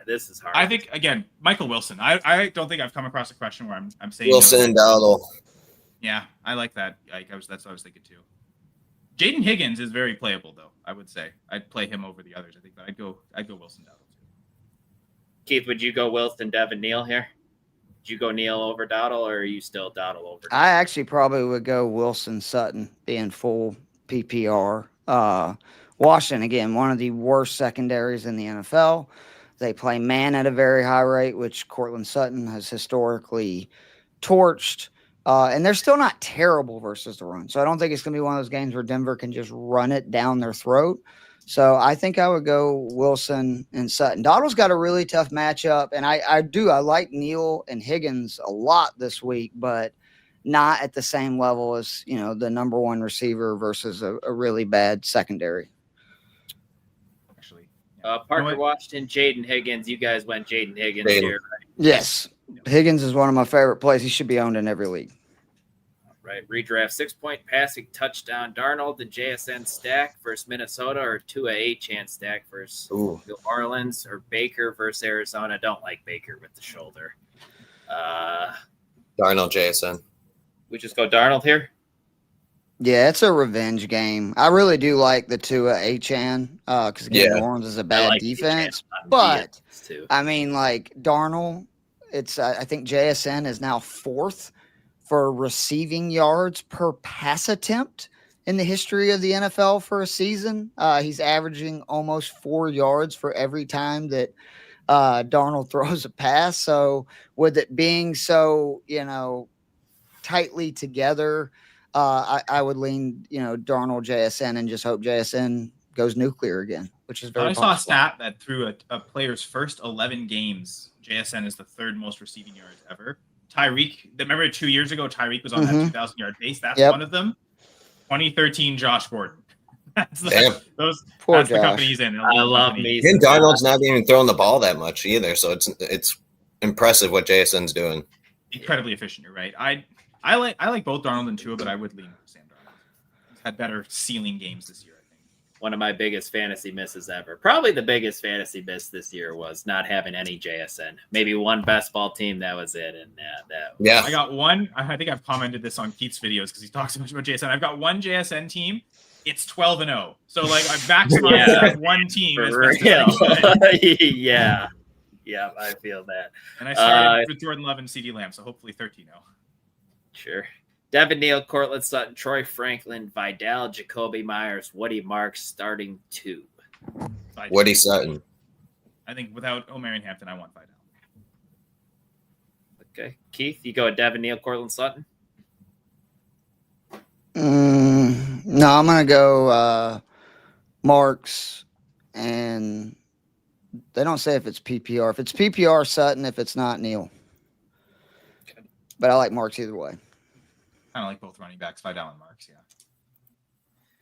Half-point PPR, Michael Wilson, Devin Neal, Chris Olave, Brian Thomas Jr. Boy, this is a common question. Yes, it is. The half PPR is going to make me go Neal. I like Wilson the most out of these guys, but I just think he's probably the most likely to score a touchdown out of those. I know he's not going to get the goal line carries, but again, I have a feeling he's going to bust a 20, 30-yard touchdown run. So I would lean Neal, but it would be Neal or Wilson for sure. See, because he's active, I'd play Chris Olave. Okay. Ike? I said Wilson. Okay. So you said good day. 12-man PPR, 1 QB. Oh, man. What's the question here, guys? Am I missing it? I think he wants us to make his whole lineup for him. So CMC for sure.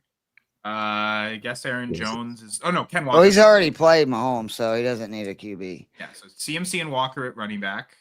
You can't play Benson. He's out. Yeah. Is there any of those guys worth flexing? Let's see. I think you just stay. Yeah, I would just. Olave, Tight Diggs, end is Jennings. Waller. I'd flex.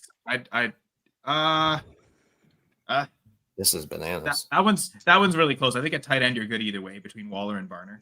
I think they'll both do productive. Rams defense, yeah, against the.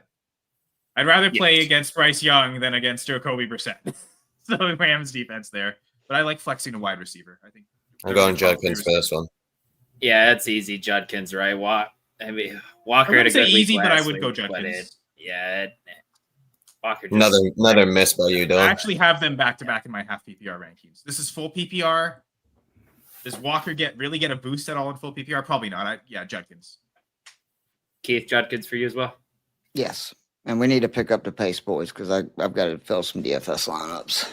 All right, yeah, let's just go rapid fire here for these ones here. We're gonna go Dart over Lawrence, correct? Yes. Dart or Robinson. Brissett here. Brissett, yeah, especially 6-point passing. Oh yeah, so he'll go Dart. He's throwing touchdown in 6 or 7 games. DK versus Buffalo, Jaden Higgins versus Indy, Parker Washington over Tennessee. First two. Tennessee. Yeah, I would go Higgins. Yep, and DK. Yeah, Pick 2, full point PPR. Waller, Michael Wilson, Keenan or Woody. Michael Wilson and Woody. Give me the W's. Love it here. W's. We're gonna go. Sorry, we're gonna go like Dart W's over. like UI, like Wilson. Dart. Wilson. Yeah, Dart is back. I mean, he's, to me, again, what I was saying 2-3 weeks ago, there's 2, maybe 3 quarterbacks week to week that I would start over Dart. Yeah. All right. Clayton Olave has been cleared. He is good to go. This was easy not easy. Brissett. Yeah, I shouldn't say easy, but it's Brissett, right? Yeah, I mean, don't be surprised if Knicks has a monster game, but I feel better about Brissett because the Cardinals' defense sucks. Daniel Jones, Purdy, or CJ Stroud here. Start one. Yeah, this is. I think that one has to be Daniel Jones. Yeah, Maybe. if the weather wasn't a thing, I'd say Purdy, but maybe I'm crazy. I think that Houston has found something with Higgins and Woody Marks and everything, and I think CJ Stroud is going to look as close as we've seen to the guy his rookie year, rest of the season. And I think it starts today with CJ Stroud. So I would go Stroud. Gatson or Devin Neal, full point PPR. That one I'm picking Devin Neal. Yeah, full PPR again, the 5 receptions, 7 targets, and not even a full game of snaps is why I would lean Neal. Yeah. I like both plays though. Yeah, I think I'd finally go Neal. Finally on a question. Kyle Pitts or Colby Parkinson. Loveland. I doubt Kirk Cousins is throwing it to Kyle Pitts after last week. I mean, just 2 brutal drops. So I'm going to lean Loveland. I like what I've seen out of him. I know Parkinson's coming on, but with the Rams, it's so hard to tell who they're going to throw the freaking ball to. Outside of Adams and Puka, obviously. Yeah. I'd go Pitts still. Pitts, yeah. Fuck it. Shakir, BTJ. Shakir it is. Here, yeah. A bit of a matchup to trust BTJ. Wandell over Sutton. Good move. Yes. Full point PPR. Yeah. I know. Keith, I'd probably lean Robinson.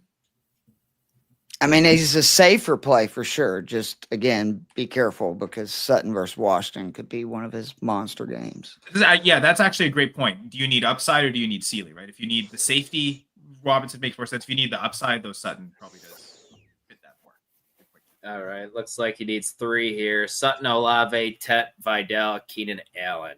I think McMillan is like, you have to start him every week at this point if it's any kind of PPR. Vidal and Sutton for the other. Yeah, I'm good with that. I like Olave more than Sutton, but yeah, I think McMillan and Vidal seem really strong with this. All right. Debo or Bam Knight? Is Bam playing? He is active. I got the update. Yep. I think I'd still go Debo. Washington's going to need to score. I don't trust any of the Arizona backs. And then again, as much as I like Ted McMillan, Shakir, Pittsburgh's pass defense is so bad. So I'm going to go Shakir over Ted. Yeah. I think just knowing how much the Rams are going to score, I think the pass volume to me leads towards Ted or McMillan. So I'd play him over Shakir. And I'd play Bam Knight over Debo. Bam! Right? No DeMarcado, no Benson. I still think he's going to get enough of the work. Juwan Jennings or Mooney, full point? I go Jennings. If you've seen Kirk Cousins move in cold weather. Let's go Jennings, yeah. I agree with Jennings. One wide receiver, Sutton Franklin. Wilson. Yeah. Flexing Harvey or Warren. Harvey. Which Warren? Really? Warren isn't Warren hurt or something? Oh no, that's Jalen Warren. That's He's Tyler. playing Buffalo though, man. Tyler Let's Warren or go. Jalen Warren? All I've heard this Jalen week is how the Warren. Bills are actually a great run matchup. Like they're not a good run defense. They're I've heard terrible. that That's a what ton I'm this saying. Like Gainwell and Warren both are primed to go bananas, and that's one reason why I think Shakir is going to have good games. I think Pittsburgh will score points running, and then Buffalo is going to be forced to throw. But I would go Wilson and Warren. Same. I'm almost positive it's talking about Jalen. Wide receiver at 2 flex. Well, McConkey, even if it's Tyler Warren, I'd play him over RJ Harvey, I think. Wide receiver 2 flex. Waddle, McConkey, Waddle, Dowdle, Ken McConkey, Walker, Dowdle. Neal. I think I would go. I agree with Ike. Waddle, McConkey. Yeah, I'm good with that. Waddle, McConkey, Neal. Broncos or Chargers I defense. think you said Dowdle. I'd go Waddle, McConkey, Dowdle. But yeah, I think And Broncos for defense. sure play exactly. Jalen and Ladd. I think play those two receivers. Yep. And Broncos D. Yeah. Yeah. I mean, they're both great matchups, actually. You know what? Against the Raiders, yeah, I'd play the Chargers.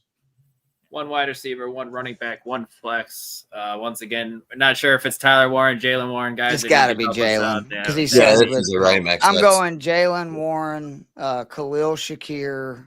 Wandale. Who the last one's tough? I think so. I think Ike's right. Actually, I might go Warren Walker. That's what I was gonna ask. Like, I know Walker's got a really good matchup. I don't know if we can trust the, volume because it's always a mess. But actually, because it's full PPR, I'm gonna go Wandale. But I do like Walker as well, so I would go Warren, Shakir, and Wandale. Right, Troy Franklin was the third player to the question. So Shakir, Robinson, and Troy. Troy's the odd man out there. I would say so. Yes. Yeah. They're all really close, but I would rank them the lowest. Bucky, Wandale, Michael Wilson, Tetaroa need 3 half-point PPRs. Bucky, the odd man out there, just coming off injuries, questionable volume. Yeah, I think that's probably the safe thing to do. I will say, though, if you're down or, something like that, where, say, you played the wrong side of the turkey slate on Thursday, I would stick, Bucky in there and bench either Wilson or Wandale. All right. Rams or Browns D, and then Browns or Chargers D. Rams and Chargers in both instances. I'd much rather play the 49ers defense against Shedeur Sanders than I would play the Browns defense against this 49ers offense that seems to, they know how to handle pressure and run well. So I think top 3 upside for both the other defenses. Daniel Jones or Baker at QB, both banged up. Slightly into Daniel Jones for me. The matchup's tougher for Daniel Jones, but just his ability to kind of play with a safer floor, I'd also lead Daniel Jones. I'm going to go Baker. Yeah, I would too. I think that if he's cleared to play and Bucky's back, that's the most weapons he's had forever. So, and Keith, they are both playing. Bucky and Mayfield. Yeah. All right. I'm locking in Justin Jefferson here, guys. And then who's the last one? DK, Debo, John Mechie. I really like Parker John Mechie. Washington. Again, the Falcons are Mechie. near the bottom outside receivers, meaning that he and if you're looking for a deep play, A.D. Mitchell could have some big plays. So. Another dude who can't catch the ball, though. Yeah. I like Jefferson and DK, I think. Okay. Yes. Rogers back. Shootout against the Bills. Back. Hanging out with us. Who to start? 3 out of these 5 options. Wandale, Devin Neal, Woody Marks, Ken Walker, Michael Wilson. Full PPR, I'm going Woody, Wilson, and Wandale. Yes. If it's half PPR, I'm going to go Woody, Neal, and Wilson. I like both receivers, Wandale and Michael Wilson, but I prefer Kenneth Walker of the 3 running backs. All right, start 2 half-point PPR. Neal Harvey, Keenan Allen, Kenneth Walker, Wandale Robinson. Wandale. I think I'd start Neal and Harvey with it being half-point PPR. Ike, I anything go, to add? I go Walker. I would say Harvey and Wandale. All right. Kyle, where you go? Walker, Wandale. All right. Pick 3 here, halfway PPR. McLaurin, Kittle, Juwan, Tootin, Washington. Oh. Kittle I don't want to pick, like, sure. it's weird to pick both 49ers with the weather, but I kind of think Kittle and Juwan Johnson, not Jennings. Yeah, I was gonna say I would go the 2 tight ends, Yeah. and then I'd probably do Tootin. that's what I was about to say. Is like He can I score a think that touchdown. he's going to score a touchdown. I think Jacksonville's going to run all over Tennessee today. I really do.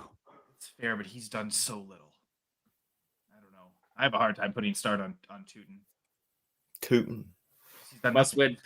Pick 2, full point PPR. Waller, Michael Wilson, Keenan Allen, Woody Marks in a Michael and Woody. must-win game. Yep. Michael and Woody. Yep, I agree.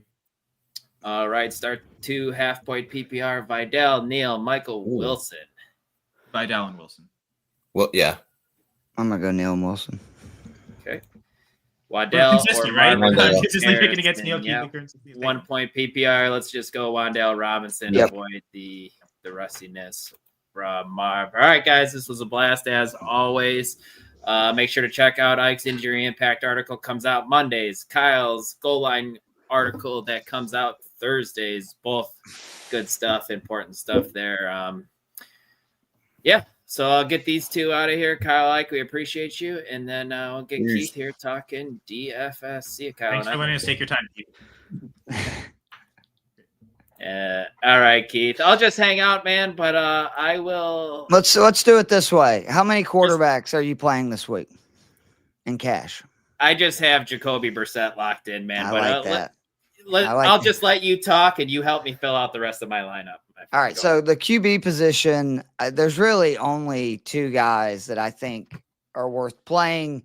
Brissett is the guy that I have in the most lineups too. I get it. If you want to save money on QB, he's just one of the best values. He continues to be 20.8 points or more in all 6 starts, 12 total touchdowns, 3 games of 300 plus passing yards, including his last 2. His 23.3 points per game would be second on this slate, which that's what he averages as a starter. Only Josh Allen has more, and it's not by much. Allen's averaging 24 points per game. Brissett's $1,700 cheaper. But speaking of Josh Allen, I do like him today. Buffalo is also in danger of getting in that Baltimore, Kansas City, category where the playoffs are not a done deal. I mean, New England is, for all intents and purposes, running away with the division right now. They've already beat Buffalo. This is a must win. And he's playing a Steelers defense that's allowed 25 plus points in 5 of 6. They rank 28th against QBs, 32nd versus receivers. I could see Allen having a big game again. I do want to just mention Brosmer, though. We don't get very many 4K options. You can put him with Jefferson for $11K. I don't hate it. Now, I'm not doing it in any single entries. I will admit, though, that I have like some $10 and $20 weekly contests with just my buddies. I'm throwing them in there. O'Connell has a history of getting the most out of QBs. And garbage points count. Like if we're following our 3X formula, he needs 12 points to hit 3X. He needs 16 points to hit 4X's salary.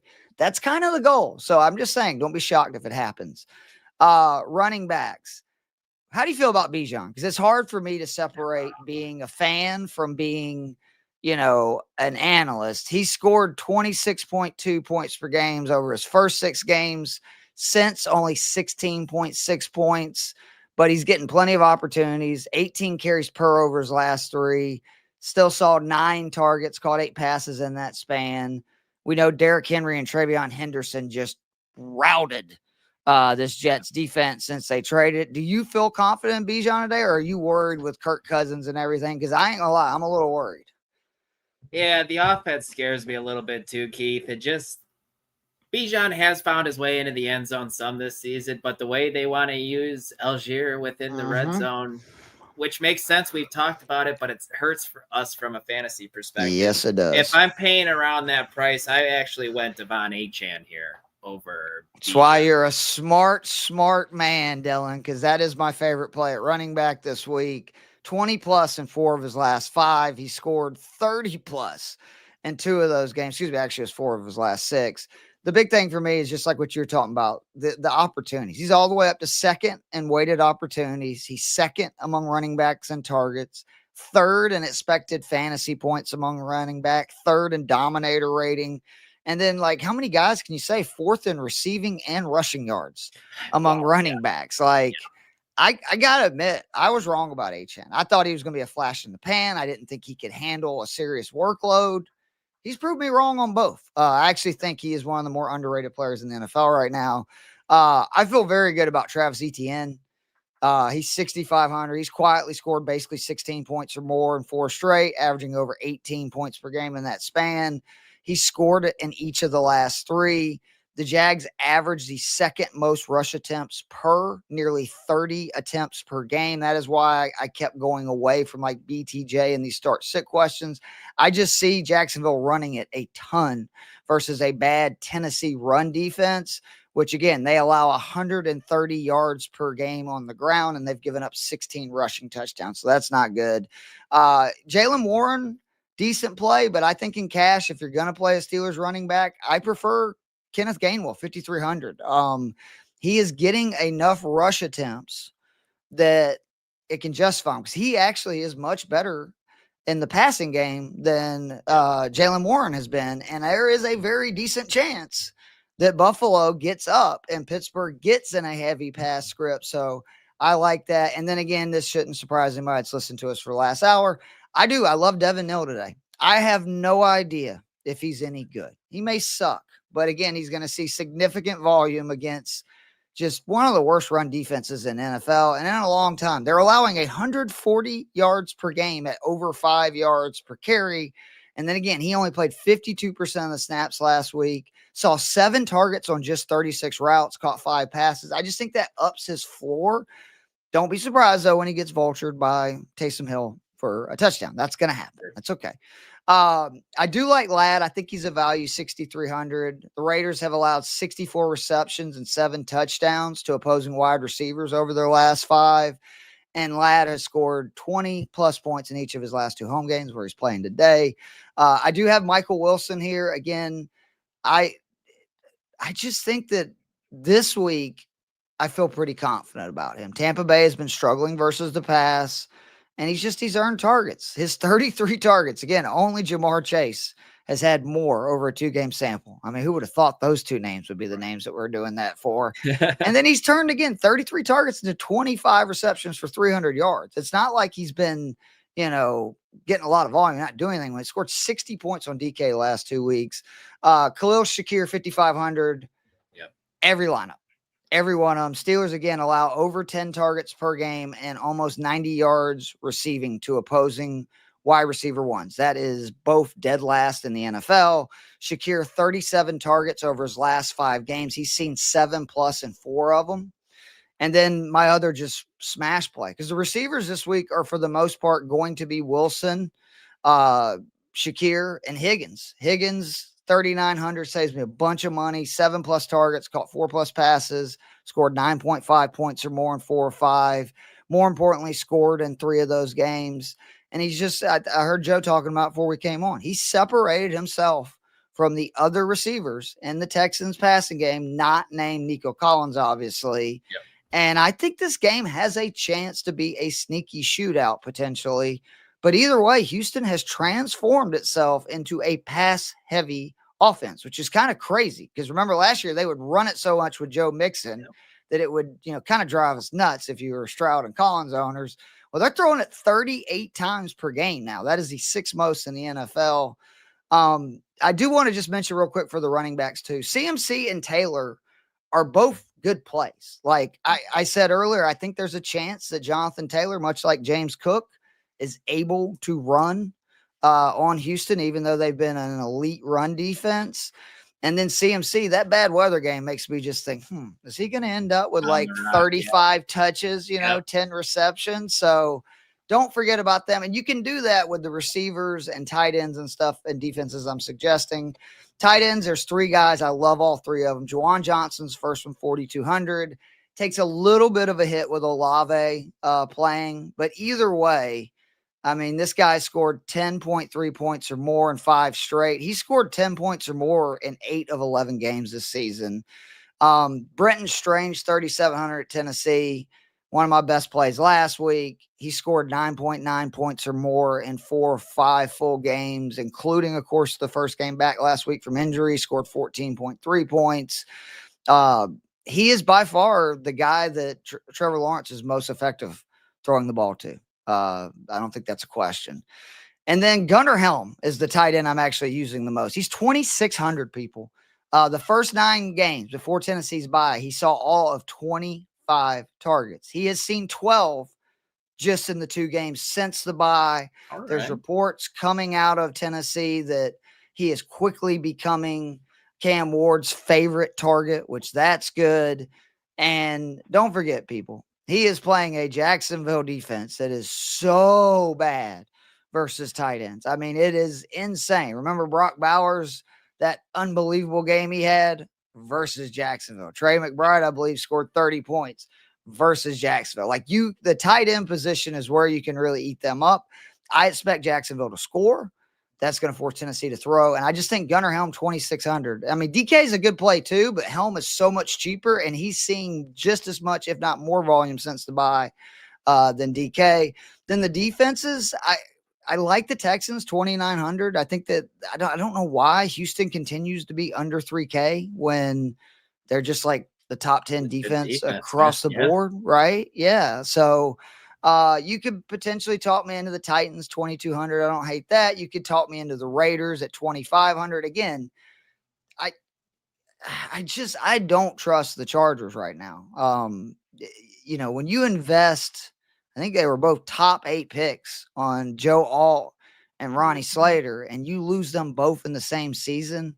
It's tough, man. Like it just, you're not going to be deep at tackle if you have 2 top 10 tackles. Like you're not going to, spend capital on another. So they have nobody. They have nobody on the edges. And so that concerns me. I could see the Raiders. The problem is the Raiders don't get a lot of pressures.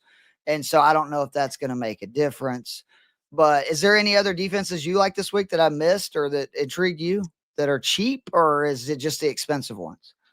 No, I think you had me at Tennessee. That one intrigued me. Seattle, obviously, because they're expensive going against Brosmer if he ends up struggling. I don't mind the Browns at 3K after no, that's not bad at all. Throwing 3 interceptions. Myles Garrett coming at very good versus the run. So San Francisco, you would think, would be forced to throw.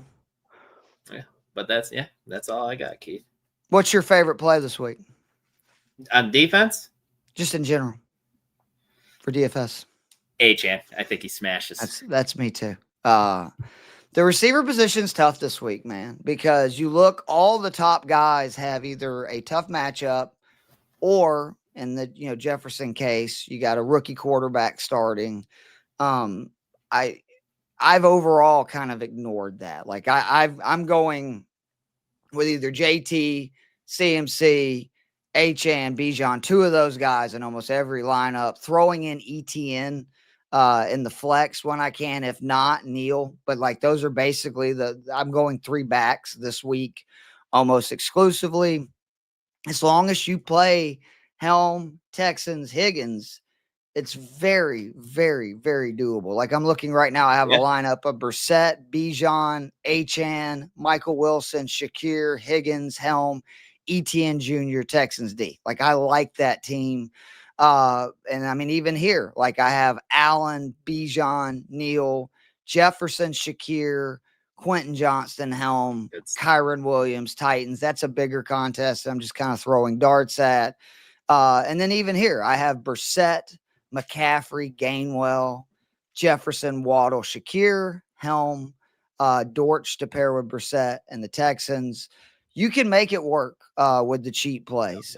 But I 100% agree with you that, like, I think the running backs are where you need to get it right. I think Achane is the safest play of all of them. I just his volume in the pass game is just outrageous. Is there? And I'm kind of surprised he's 8,300, right? Like Bijan's like 400 more, and Achan's been better fantasy purposes like the last month for sure. So I do love that. But as always, enjoy this. Be sure you can check out the cheat sheet. It is on fantasy6pack.net. I also have my main slate preview, which I go through every game. And I'm happy to announce the Turkey Day lineup that we shared, that I put out there, which is always scary when you put an official freaking lineup out there. Thanks to Jamison Williams. Thanks to Patty Mahomes. We scored almost 150 points. I'm pretty sure you would have cashed in any lineup. I know I did in both lineups that I used it. So that's good news. Thank you so much, JMO. Really, that was St. Brown. Unfortunately, him getting banged up. I was like, oh, this is finally going to be the monster JMO game. But very interesting stuff. And I keep going back and forth, buddy, whether or not I want the Falcons just to lose so we can officially end this season. But then I'm reminded we don't have our first round draft pick, so we need to keep winning regardless, because I don't want the Rams getting like a top 5 pick. So, but very interested to see what they do today versus the Jets, because there's coaches and GMs and stuff that their jobs are definitely on the line right now, and I'm interested to see how the team responds with that. Because like in Miami, to Kyle's point, I disagree with him that the defense is like better. I think the defense is still bad, but they're playing hard. Like, and you can see it. You can see that they are playing for their coach. Like, they respect him, they love him, they want to keep fighting, despite really a season from hell. So I'm interested to see what does Atlanta do now that they're in a situation where, we could win out. Come on, we're not going to win out, but I mean, we could, right? So are they going to keep fighting, or are they going to pack it in? So. Hopefully they do, Keith. But let's just do rapid fire quick with these questions, if you don't mind. Breece Hall, Uncle Rico, Vidal, Devin Neal, full point PPR, starting 3 of them. So Breece is a definite. The Falcons are so bad versus the run. I expect a monster game from Breece Hall. He's another guy at 6K I meant to mention for DFS, I think, safe. I would go Neal and Dottle. Again, I just can't trust this Chargers team until I see how they're going to perform without both those tackles the rest of the season. Totally all right going that way. Full point PPR start. Bam Knight or Chris Rodriguez? We just go Bam here. I mean, isn't Rodriguez supposed to get a chance at being the guy? I think so, but their running game just as a whole. That's fair. Yeah, you're right. Actually, give me Knight. He's most likely to fall in the end zone for sure. Yeah. Full point PPR start 1, Olave, Metcalf, Johnston. Safe play is Olave. Yeah. I think the potential boom play is Quentin Johnson. Raiders give up a lot of big passing plays. It's just, will the Chargers have time to get it to him down the field? Or Herbert, I should say. Purdy or Darnold? We're going to go Darnold here, weather? I would with the weather. And also just Cleveland is a really good defense. Pollard or Tootin? Man. What has Pollard's splits been? I don't know because I don't own him. Has he been losing the carries? I feel like it's been more Spears as of late. So, Sergio, if you're listening right now, I would probably say Tootin. But if Pollard's playing like still 70% of the snaps, I don't have that right in front of me, I'd still play Pollard. I'm always going to play the guy that is going to get more volume. But I do think it's a great opportunity for Tootin to score. Like, it would not shock me if all 3 Jags running backs score a touchdown. Like, that's how bad Tennessee is versus the run. Yep.